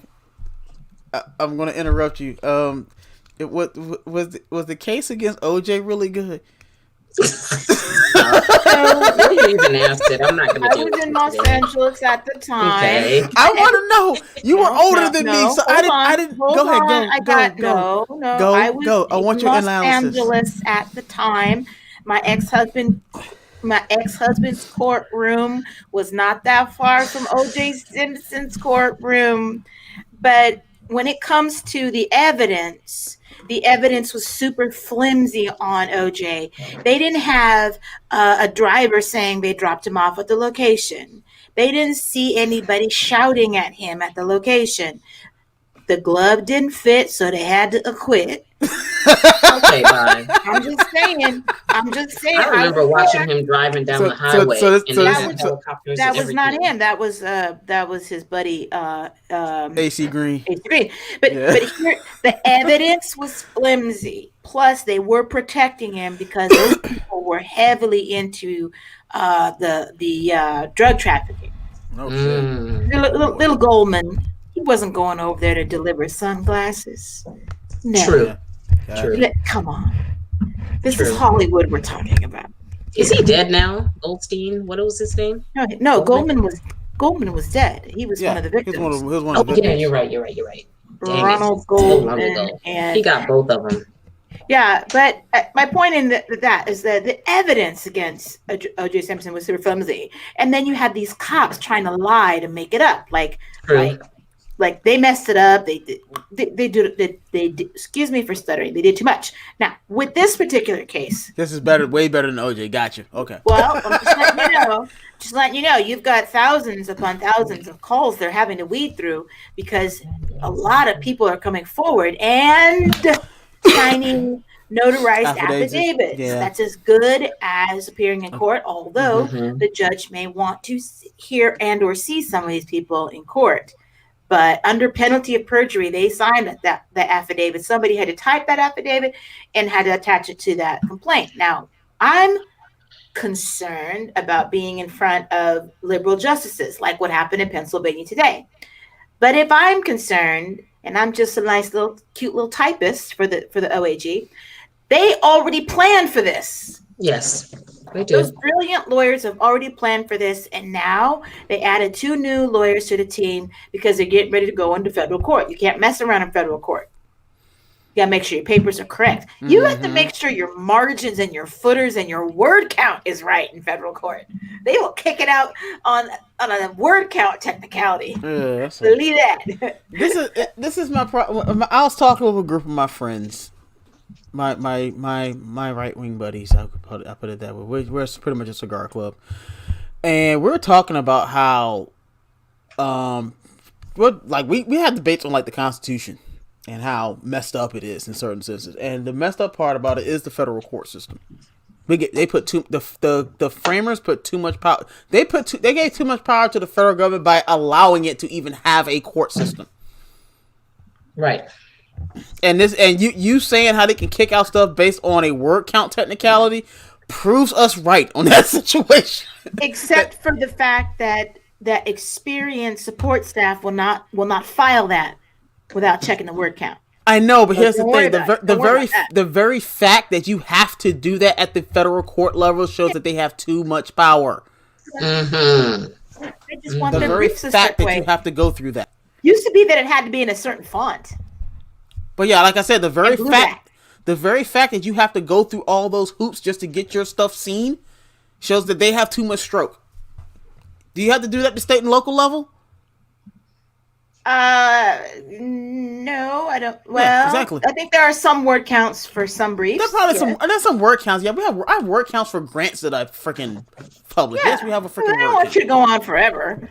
But yeah, exactly. I don't want you going on forever. But you're talking about you're saying like margins and fonts and stuff. I'm like, that shows that you got too much power because only people in power can do stuff like that. So Michael Ray says OJ killed these people. now, Michael Ray, I'm going to tell you this, and we're not going to argue about this. OJ Simpson did not kill those people, but he knew something was going down. He knew something was going down. That's why he showed up, because they're all into cocaine. And those people that killed that man, and my ex was in county at the same time OJ was. He said, my ex said OJ didn't kill those people, but it was a professional hit. He knew it was going to happen. They couldn't prove that he had anything to do with it, but whatever those people were doing with that cocaine got themselves killed. Nobody wants to talk about I'm not gonna lie. I'm not gonna lie. If you look at the scene and it looked like a freaking it looked like a cartel or some type of hit. It looked like nobody saw them. It was gruesome. No one saw it. It was gruesome. It was too gruesome. I looked at this. What did you guys think about?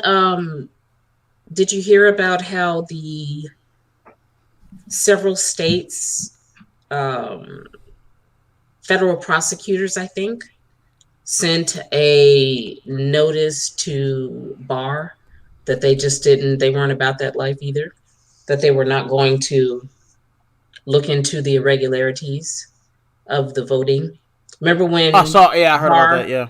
Put out that notice that they needed to investigate, and they basically were like, nope, I'm not going to do it.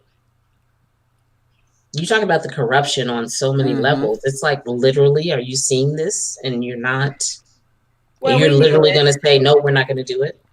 We knew it. We knew it. But wow. What needs to happen, and some of us have already kind of prayed and hoped it would happen, that some of these pedophile Republicans will get exposed too. The ones that are taking a kickback paddywhack from China as well. and also are being blackmailed by China to do these kinds of things. Right. The sad thing is that DC, it has an epidemic of porn addiction and other types of problems relating to human porn. trafficking. We're talking about government officials and on their government PCs. They have another addiction that starts with P and it's not porn. It's pizza and yes, it's pizza and hot dogs. Pasta sauce. Well, I was trying pasta to sauce, be a PG-rated YouTube. I know. Well, you can say pizza and hot dogs and pasta sauce too. So that's their addiction. Why else would you go against? Why else would you go against a president who is not about supporting that life? Like, not about supporting the open borders where human trafficking and children are more vulnerable. As you know, the crossings, the coyote crossings, are 99% down. Yeah. At the border, so that they've had to up their game in other ways. You don't hear a lot about what's going on because your girl hasn't been digging it up because I've been distracted by an election. But your girl hasn't been digging up the arrests, but they are going on. These people are getting caught. Thank God. I can't believe their population was talking about how dare he speak about coyotes. Yeah, I know. It was so bad. The other thing that was the mainstream media is doing that's super irritating is denying that there's even election fraud. Calling Trump a liar. I know. It's like, yeah. I don't know. I'm just, what planet are we living on? It is really bad for them to say, first of all, for them, as we all know, to call the election Associated Press. Now that's the latest Instagram message that, or is it Google? I think it's on YouTube or something that, you got this little disclaimer that the AP has called the election. Are you kidding me? Since when do media outlets call an election? They never. This is the first time in history that the media has. I take it back. That's not the first time in history. First time in history was in 2000. Right. Yeah. And most people may not remember. Al Gore was president-elect deemed by the media for 30 days. Yep. Until the Supreme Court said you can't just keep recounting, hoping to get a different result. Right. But for them literally to call this election and have not even, states have not closed it out. It's just I don't know. I think sometimes, we just got to separate the wheat from the chaff at this point, because if you're believing all of this and you don't get it, they're out there in front of the White House singing WAP and carrying on. I know. Like this guy and this Indian woman is the, I've never seen anything like this. Okay, never so seen anything like this. Dean Willie says, you and my late dad are the only ones I know who think OJ didn't do it. Now that's not true. There's a lot of people who have a legal brain who listen, I'm telling you, I was in Los Angeles in CCB, criminal courts building, because my ex-husband was incarcerated at the same time. So when I tell you I got inside sources to what was going on in the county jail back then, I do. If he had done it, they would have gotten him. Trust me on that. Now, did he know it was going to happen? Yes. Did he show up at the location? Yes. But they couldn't get him on the murder because he didn't murder them. He had problems with his. He had like football injuries. He had bad knees. Both his knees were bad. He couldn't have even accomplished such a slick type of professional hit. I'm telling you, it was a professional hit on those two people. More than one person showed up to kill those two people. Wow. Come on, they were slit in the throat and their tongues came out. Their tongues were pulled out. That's a Mexican hang tie. Yeah, that's a pro hit. That's a Mexican necktie. That's what they call a Mexican necktie. You don't believe me? DuckDuckGo, Judge Joe Brown. Okay, if you don't believe me, when Judge Joe Brown was on Uber guy Jimmy J's show talking about it, I already knew that OJ couldn't do it because of the way they were killed. But they had to get somebody, because that's the way these police officers sometimes work. They have to have somebody on them books. They're pressured by whoever they're pressured by. Right. to do such things. So, Dean, tell your late dad. Well, he's dead, so he really knows the truth. He probably up there. He probably up there knowing more than OJ murder. Can you ask him who murdered my grandmother? Because my grandmother was murdered too. Really? Yeah. Oh my gosh. Did I tell you the story, Dr. B? Because you say yeah. Yeah, you told me, yeah. Long So time ago. I might have been on the air, but my Black grandmother was lying or laying. Is it lying or laying? Asleep next to my grandpa. Next to my grandpa, and someone came in the house, shot at them and shot her, and the bullet missed him, but she died, and then they left. It's one of the oldest unsolved murder mysteries in California. This happened in 1973. Wow. They never found who killed her. So one of the things we think might have happened, and this is just because I'm all in this pizza hot dog life, apparently. I think she saw something she wasn't supposed to see. They professionally took her out. They had to have, because they got in and out of there with no footprints, no fingerprints. Right. Everybody was interviewed. My mother was interviewed, for God's sake, because my parents weren't together at the time. And it's, so if your late dad is in heaven, shout out to my grandparents. Okay. Bless her heart. I got one my Black grandpa moved out here when she died. He hightailed it out to Bryan, Texas. They set him up to marry a distant cousin because my grandpa's from Mississippi, the one who's my Black grandpa. Yes, they did. Don't you laugh. They had a pretty little Miss Louise for him, and she could cook up. She cooked up Thanksgiving dinner on a regular night. But they hooked him up with a distant cousin, and he moved to Bryan. He's buried in the Black cemetery right here in Bryan, Texas. But anyway, I digress. I just wanted to tell you my little murder story, and that's it, Leah. It's wow. Rough. My life is different without my Black grandparents. They were all gone. Absolutely. They just got scared. But anyway, Susan Collins, Mitt Romney, and Lamar Alexander. What are we talking about? 3 rhinos have come out against President Trump's Fed nominee, Dr. Judy Shelton, Colin Mittens, and Lamar Alexander. Wow. You know why? Because they're pedophiles? No, this has nothing to do with pedophilia. No, it doesn't really have nothing to do with pedophilia. This has nothing to do with the P word this time. Shelton is the reason why Trump wants Dr. Judy Shelton as the Fed chair is to dismantle the Fed. Awesome. They're not doing anything. Collins, Mitt Romney, Lamar Alexander, they're rhino globalists.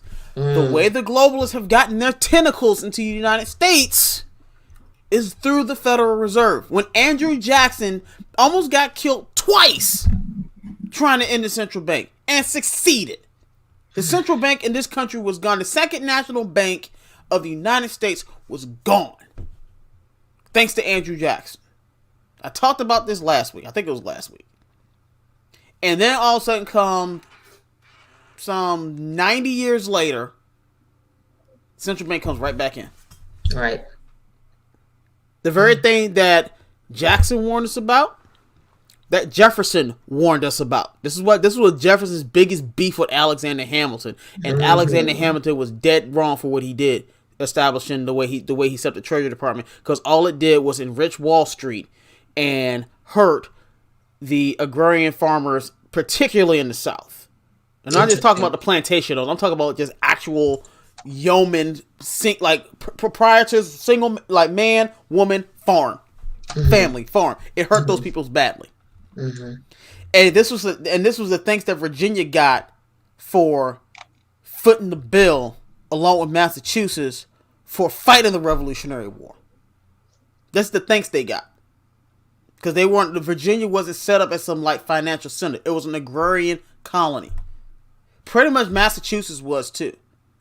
They're quite agrarian as well. They grew mostly food crops up there. and manufacturing. They had land, but they had some farms, but mostly it was shipping. That's how they made most of their money. But Hamilton's wet dream pretty much is like what the Federal Reserve, having big national central power. Most people don't realize is that when this country was formed, you literally had entities that wanted the United States to be the second coming of the British Empire, and you had your Jeffersons who said that nope, we want this to be about individual freedom and people being able to make their own way. Right. Jefferson's ideology. He said, "What? Are we going to make it? Are we going to make it through this?" I'm starting to see signs of life. That the Million MAGA March gave me some hope. Yeah. Now, what I hope that is not just a one-off. Dr. B, shout out to Michael Ray for telling us that Leah is pretty. Oh my God, I didn't see that. And that he is single. Leah's not. So. Well, we'll see. Wow. Shout out to Leah for spilling the tea live on my show. Paid a lot for being a conservative. I'll just say that. I understand. Girl, you know it's rough out here no matter what you're doing, right? Wow. Sorry, Dr. B, we're joking around. But you do see signs of life. Okay. But I was going back to my point. Oh God. Oh God. He was so distracted. He had to take a drink. Yeah. What I was saying was that thank you, Michael. Jeffersonian Go ahead. That was very sweet. Thank you for the compliment. Go ahead. I was going to say this, and it's quite an unpopular opinion, but it's actually true if you actually look up what's going on. Jeffersonian America ended in 1860. If you actually look up and do your research on what the real cause of the Civil War was, and I got a book, and most people need to check out G. Edward Griffin, The Creature from Jekyll Island. That book is about the establishment of the Federal Reserve. However, G. Edward Griffin devotes 2 chapters to the Civil War and the players involved and the financial powers involved in getting that war kicked off. Jefferson's America died during the Civil War. It was fought under the guise of freeing the slaves to boost morale during the middle of the war because citizens of the northern states did not want to fight that war. There was a massive riot of mostly people of Irish descent because they were Lincoln was starting to conscript people to serve in the war. They had a massive riot to the point where they were actually just killing black citizens in New York. They're just going because they thought like horrible. Why? Because they were indentured servants. These were free Irish citizens. These are people of Irish descent. There might have been some immigrants too, probably. I think they might have had some immigrants too. Oh no, there was a massive riot. They killed a crap ton of black folks. Why? Because they felt that the war was just to help black people. So right.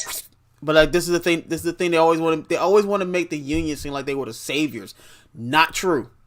Didn't happen. That is a lie. And the thing is that the South pretty much had the same issue early on because both sides thought this was a rich man's war until the United States government started marching federal troops through Southern territory. That got the Southern man ginned up because they were defending their state. So that at least they had something to fight for. Up until maybe about 1862, 1863, most Northern men had nothing to fight for. It was just because the war was purely economic until Lincoln started to change the narrative to where, we're fighting to end slavery. Oh, because Lincoln was fully in support of like things like the Corwin Amendment. Lincoln was all about preserving the Union. Yes. That was his initial goal, was preserving the Union. It had nothing to do with ending slavery. The Emancipation Proclamation did not even end slavery at the time the United States of America. It only ended slavery in Southern held territories. Yes. So even during the war, in a Union held territory, there were actual slaves in the Union held territory.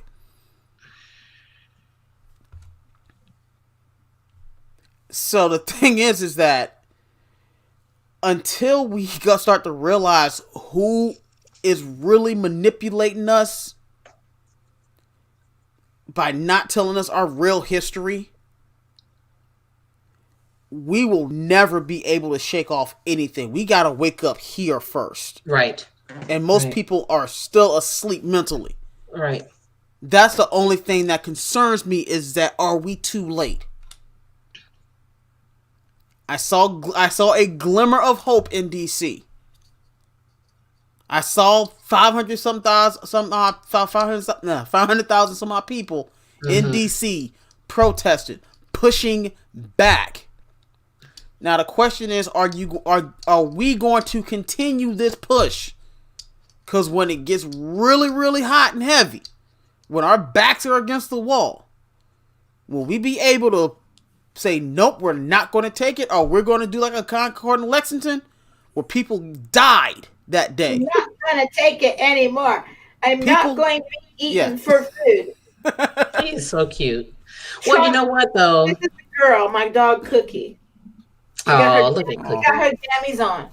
Oh. You got clothing on a dog, really? Well, I can explain. It's pretty cute, but she had her little female surgery. Oh, shaved quite a bit of fur, so she's cold. Okay, gotcha. Okay, you're excused. You're excused. She doesn't want to be in socialism because she doesn't want to be food for the Chinese. Oh, stop! Under socialism should be food for your neighbor if we run out of food. You saw what happened in Venezuela. The zoo animals went bye-bye. I know, but you guys, we can't let that happen, and it won't happen. But the thing is that, like I said, I don't want it to happen. I want to see the people when they are pushed to the brink. Yes. I want to see them do what I saw in my history books at Concord and Lexington. Yep. Heck, even though I don't completely agree with the positions of the Confederacy, at least they had the balls to shoot at Fort Sumter. They had some balls. I mean, that's what I've really been trying to put my pulse on this. And to be honest, I'm hoping, especially the Midwestern states, especially, the Idaho, the Utah, the Wisconsin, the people that are just livid right now. We have allowed, BLM and Antifa to intimidate the country for the past 7 months. We've watched them riot and burn and carry on, and with no, recourse for ourselves. But I think people are finally fed up. And to be honest, because I think of that march, as you said, Dr. B, that I really think that people are seeing that if they don't speak up now, because mainstream media is gone, they will refuse to report anything other than the state media. We've seen it. And I think people have finally gotten so scared. Yeah. That America's done.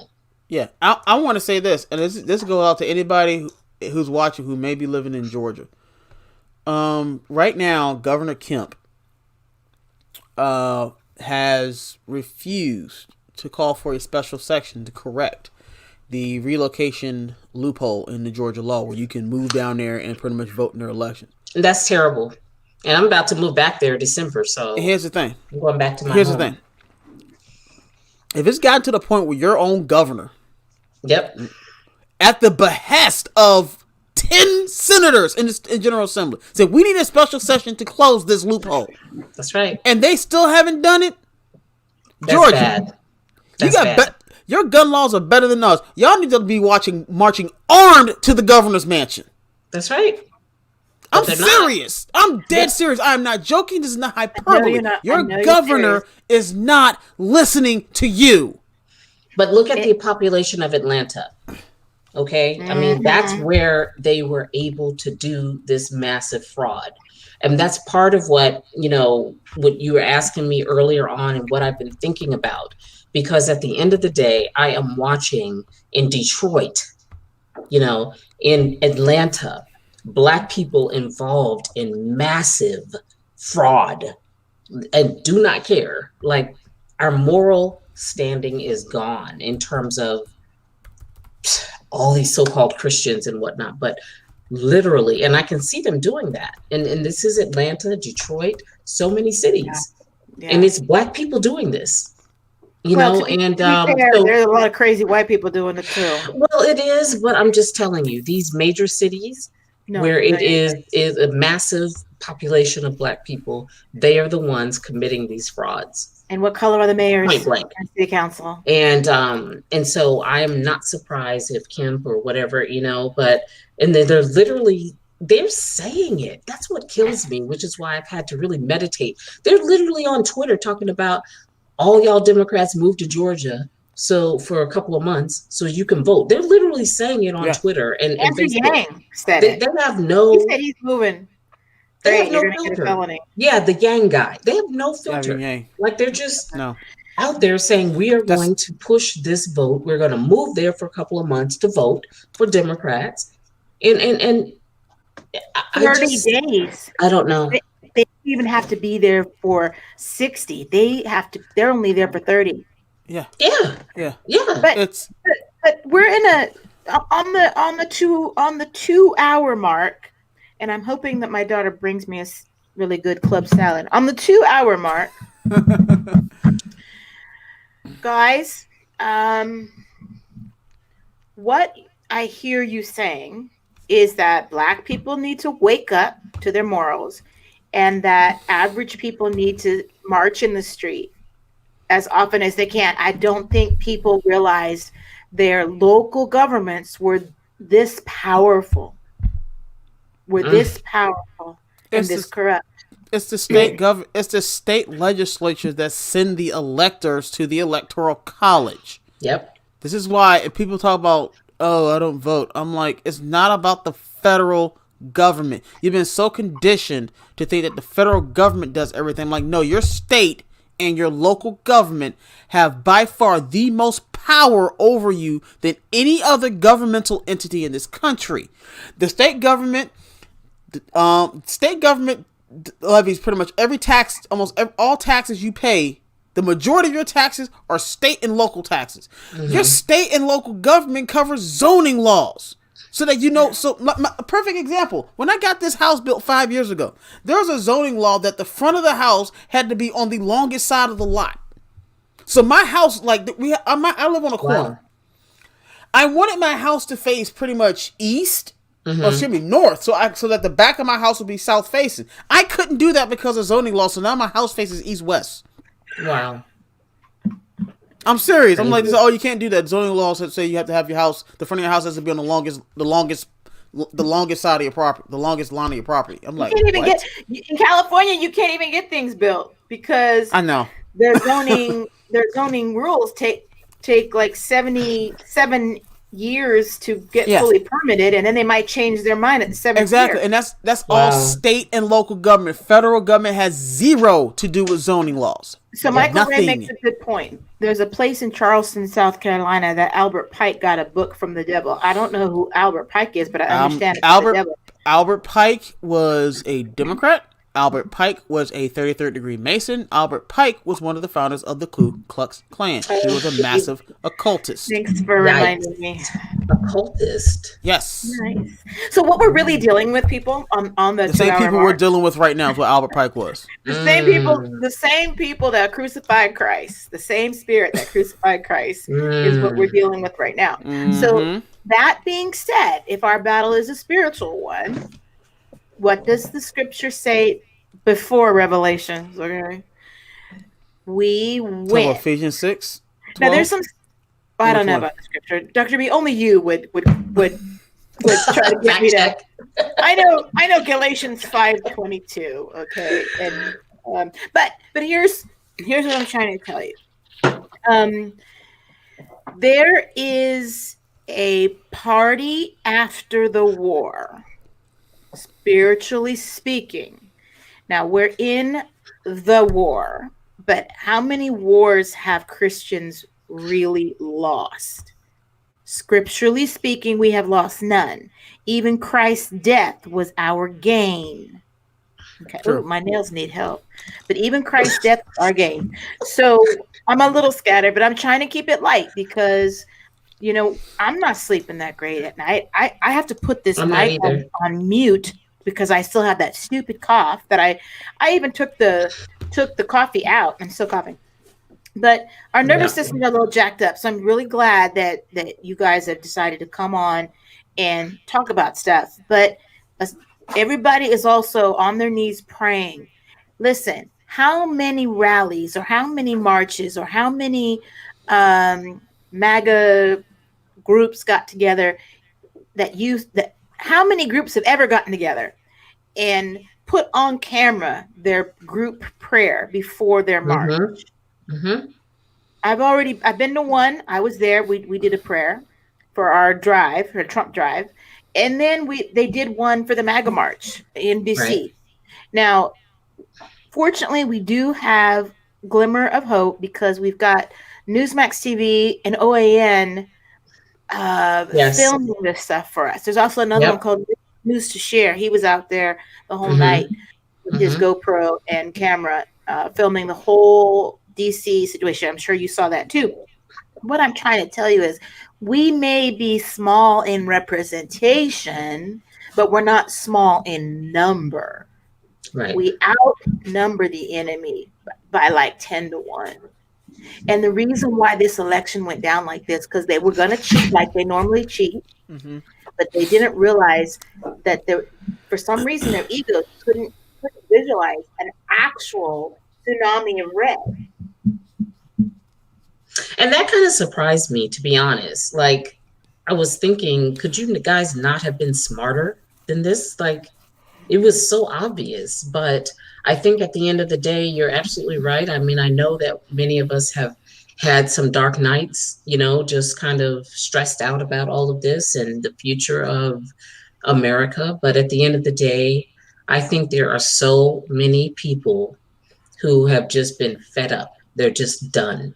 Especially, and to be honest, I think what really tipped it off, as much as he's been going through this for the past 3.5 years or whatever, but that censorship, like the average American, like, you, Dr. B, me, like we're not even, we don't have 100,000 followers. We're just regular people, but yet we still got censored. I think that there's been so many people who have gotten censored that they're just, that hit them like personally. Like, you can say, oh, this stuff is going on out there and yeah, there's a bad people, but when you get to that level, I think that that's what really woke people up. And so I'm hoping, in the next 2 years, vote all these rhinos out, people. Stop it.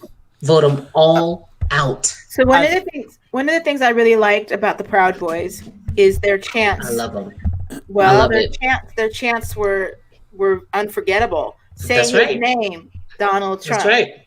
No Trump, no peace. That's right. Say his name, Donald Trump. No. That's right. No Trump, no peace.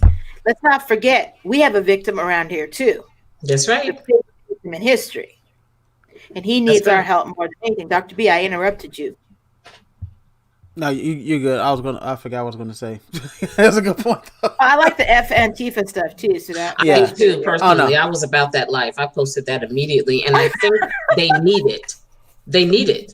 Like, they need to hear somebody saying, we are not going to allow Antifa and BLM to just destroy our streets. Yeah. They're murdering people on the street. They're murdering cops. And why are we sitting? The Democrats are sitting there like, okay, well, that's good and everything, because that's their militia.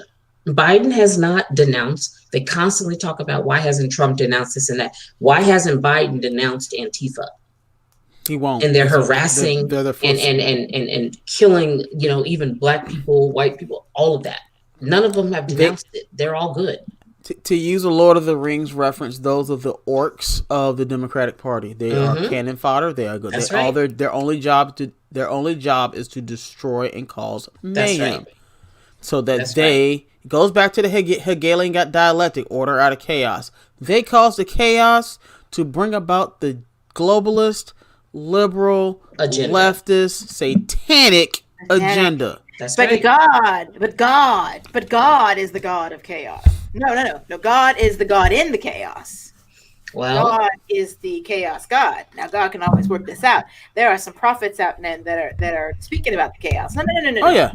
God is in the midst of us. Oh no, I'm not saying that. I'm not saying I'm that not God accusing isn't. you. I'm just no, clarifying. you're I right. know. But the thing is that you gotta realize how these left-hand path people think. Right. They're causing chaos Yes, they are. on their own, because God is Yep. God is the God of chaos, because essentially everything was created out of chaos. But if these people on the left can create their own chaos, they're essentially trying to not only mimic God, but in actuality, they are mocking God doing it, because that's how creation actually happens. Order literally comes out of chaos. Right. If you look at how the universe came to be, order came out of chaos. Yes. Order and chaos are essentially godly principles. They're together. Yeah. But they're using it to bring about their own selfish agenda. Yep. Again, I'm going to go right back to Star Wars. You see little baby Yoda sitting on my couch. I was going to ask about that, but yes, it's little baby Yoda. he was staring at me all night. But that's exactly literally how I explained it is exactly how the Sith in Star Wars operate. They use the Force. Now the Force is everything that binds the galaxy together. It is God. It is everything. But the Sith use the Force as a means, not an end. They're using it to get to satisfy their own selfish desires, and that is power. So they're using these entities, these phenomenon, the people on the left, to build their own agenda. And they don't care. They don't care, because all they care about is power. They destroy. Nope. They only care about power. They don't care what they destroy. They don't care about your well-being. They don't care about anything but power and control. Well, God is still in control. God is definitely in control, but the thing is that God is not going to come down from. He's not going to come down from on high until we fight. That's right. That's right. Absolutely. Our pastor did a Ecclesiastes. There's a time for everything under heaven. Time to laugh. Time to cry. Time to heal. Time to kill. Time to kill. That's right. Now, Dr. B, on that note, you're saying people need to fight, but you are of a certain age category where you could be out there fighting too. Honestly, if I texted you when those Proud Boys were out there because you were. I loved it. I'm like, so are you about out that there? life. Are you out there? No. Don't say something if you don't want to. The thing is that the last time I went to a rally, I went to the 2A rally in Virginia. If I did not have to teach class that day, I would have been up in DC. Not with the Proud Boys, because I don't affiliate with them anymore because they did a great job up there. But in DC. But as far as their internal organization, they need better leadership. What they do, like the media opportunities like that and publicity stuff, they do. It's great optics for them. But there have been some other things that I know that I won't discuss here, where they act like complete knuckleheads. Yeah, because like I said, I was in the inner circle. I know all the bullshit crap that was going on. So yeah, this was what they did, like optics wise. It looked great, looked awesome. But it takes more than just fighting against Antifa to cause real change. Yeah. You need to, and that's what these other people are for, Dr. B. The little ladies that are praying, exactly, and showing up. I mean, I was standing next to a 72-year-old Caucasian lady, in Austin, with her flag, protesting communism, protesting the stealing of the vote. I mean, these people have underestimated the power of the American spirit. Mm-hmm. And the thing is that what I want to see this movement do, and it's getting close, I'm starting to see the nationalism rise. And Michael Savage, I don't know if you're familiar with Michael Savage or not. He's about to retire at the end of the year. He's been on syndicated radio for about the last 20-something years. And at first, when I was like 20 years ago, I did not like Michael Savage at all. I thought he was just some crazy, radical, right-wing person. But as I got older, I realized, you know what, Michael Savage? You were right. You were right. And what he talks about, and this is actually where the Trump campaign failed, going back to, why it's yes, he still managed a landslide, but he should have made it where it was like Reagan-esque, 1984. It was impossible to steal. He gave him just enough of a window to try to steal it. If he could have made it completely impossible to steal, if he had done this, focused on three things. He did borders. He focused on borders. The two other things he missed on: language and culture. Borders, language, culture. He is spot on securing the borders. He did that right. But as far as language, he never really promoted that. This is an English-speaking country. We cannot exist as a single unified country if we have multiple languages spoken. Now, you can speak it in your house, because I knew people that were Turkish, Chinese, Indian, Hispanic. If you're in your household, fine. But I've heard stories of from decades ago, like there are certain towns in like the Southwest that were pretty much Hispanic run, and they're all speaking Spanish. Or better yet, you go to Dearborn, Michigan, which is pretty much, most of those people are, I think, Islamic. Arabic of Lebanese descent. You wouldn't think you were in America. Most of the signs are in Arabic, and I'm sitting there like, wait a minute. I get that you have a neighborhood, but like the whole entire city? Yep. That's balkanization. So now, if I'm in Michigan and I'm driving through and I stop in Dearborn, am I going to be able to talk to anybody? Is anybody going to know? Is anybody? I don't know. That's a good question. Now let's go up to Minnesota where Ilhan Omar is. You have a massive Somali enclave up there. Yep. And the thing is that the language, if everybody speaks English, then everybody can start to assimilate into the common American culture. They didn't come here. They just came. But they don't come in for that. They come in for free crap. For free crap. They don't come here to be Americans. And just like it's a total. We're getting a little late here. I've got to get myself out of here. I know. You guys are late birds, but we're on the right track by staying positive. That's for sure. Yeah. And the glimmers of hope is that the other mistake that President Trump made, and it's hopefully he won't make it again, is not focusing on the white male very much. When I say not focusing, I mean the part about language, the part about being patriotic and being proud of who you are as white. All he has to, he didn't want to be accused of being exactly. That's why he did it. He did not want to be accused of being a white supremacist if he said that. Exactly. So we had to do it for him. We have to. Thank you. His surrogates have to do it for him. But they actually started that meme where like they had the signs. It's okay to be white. People were calling that hate speech, and I'm like, wait a minute. And this is why white people are scared, because they can't even be proud of who they are, and they have no control in being white. They weren't up there. Their little souls were up in heaven saying, I think I'll be a white person when I incarnate this time. You have no choice. You don't have any say what skin color you want to be. If he had just had his surrogate say a few things, perhaps a lot of these people wouldn't have been so quiet about their support for Trump. And then we could have had an even better landslide. That's what I'm saying. I keep saying the landslide was there. My cul-de-sac has 12 people. I'm the only one with a sign, but all of them probably voted for Trump, but too scared to represent it because the agenda of the Democratic Party was to scare them. Yes.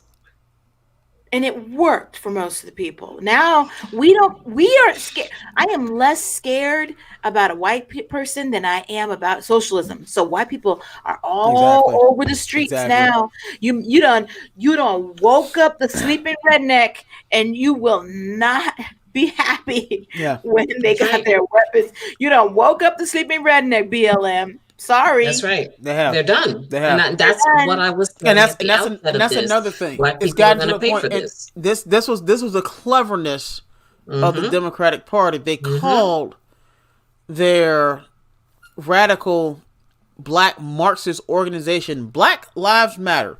So as soon as you fight against Black Lives Matter, it makes it seem like you are against black life. Right. So white people that want to actually so diabolically clever. Yes, exactly. White people that actually want to resist them are now accused, who aren't racist, who just want to look out for their own interests. If they're automatically accused to be racist. Yep. But look also, look at my other friend. Oh, that's your little one. Oh my goodness. What is that? What is that called? What are those? He's a Labrador. He's not. Oh, okay. He's not a year old, but boy, is he big. His head is at the top of the desk. Wow. He wants to be petted. I am saving my girlfriend. You'll know. I'll introduce you guys to her. She'll come on the show, but she has to put a deposit down on animals for the house she's leasing.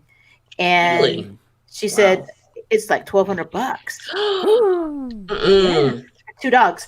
And fortunately, I think it's only a one-time payment. But she said, "Can you just keep one of them until I can get to the next month?" I'm like, "Of course." He's so quiet. His bark is like a chirping bird. I'm sorry. I stopped petting him. I didn't mean to digress, but I'm starting to get a little tired. Okay. Well, let's close it out, you guys. So on Thursday, if you guys want to shoot me your text messages, anything that comes up, I'll do my best I can to put them on the slideshow. We gotta stay strong, stay consistent. Yes, we do. Keep praying. Absolutely. Keep praying. Stay prayed up. And our Father who art in heaven, hallowed be thy name. Thy kingdom come, thy will be done on earth as it is in heaven. That means that it's going to happen. It's going to happen. It's going to be beautiful. Listen, all that has to happen, which has already been prophesied, because you guys have heard the prophecy. All that has to happen is they need to just have that ruling, or however it's going to go down, and then it's going to be party time for Trump supporters, and there will be nobody left to be against us. You know, and they're saying that arrests are actually coming. I hope so. They've been saying that, and I still want to see where is Hunter and all his nonsense. But there's no reason why. How bad is it in America where pedophiles can't even get arrested? Thank you. We're talking about accusations of doing stuff to your own kids and your own relatives, and they're normalizing it. Yeah, Trudeau and Macron and these people want to normalize the abuse of children. Not on my watch. Michael Ray is throwing out all. See, Leah, he's a nice Christian man. He knows scripture. All right. On that note, by the time our podcast life is over, our YouTube life is over, we will not be single anymore. We'll be connected with some nice guys.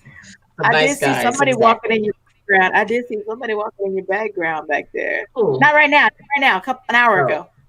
Oh, I didn't see that. Well, it's on the film. Somebody want to know what we were talking about. We are live spilling tea. All right, y'all. We're at the 9:53 mark, and I will see you guys on Thursday. Same bat time, same bat channel. Bye, everybody. Bye, Leah. Bye, Dr. Bye.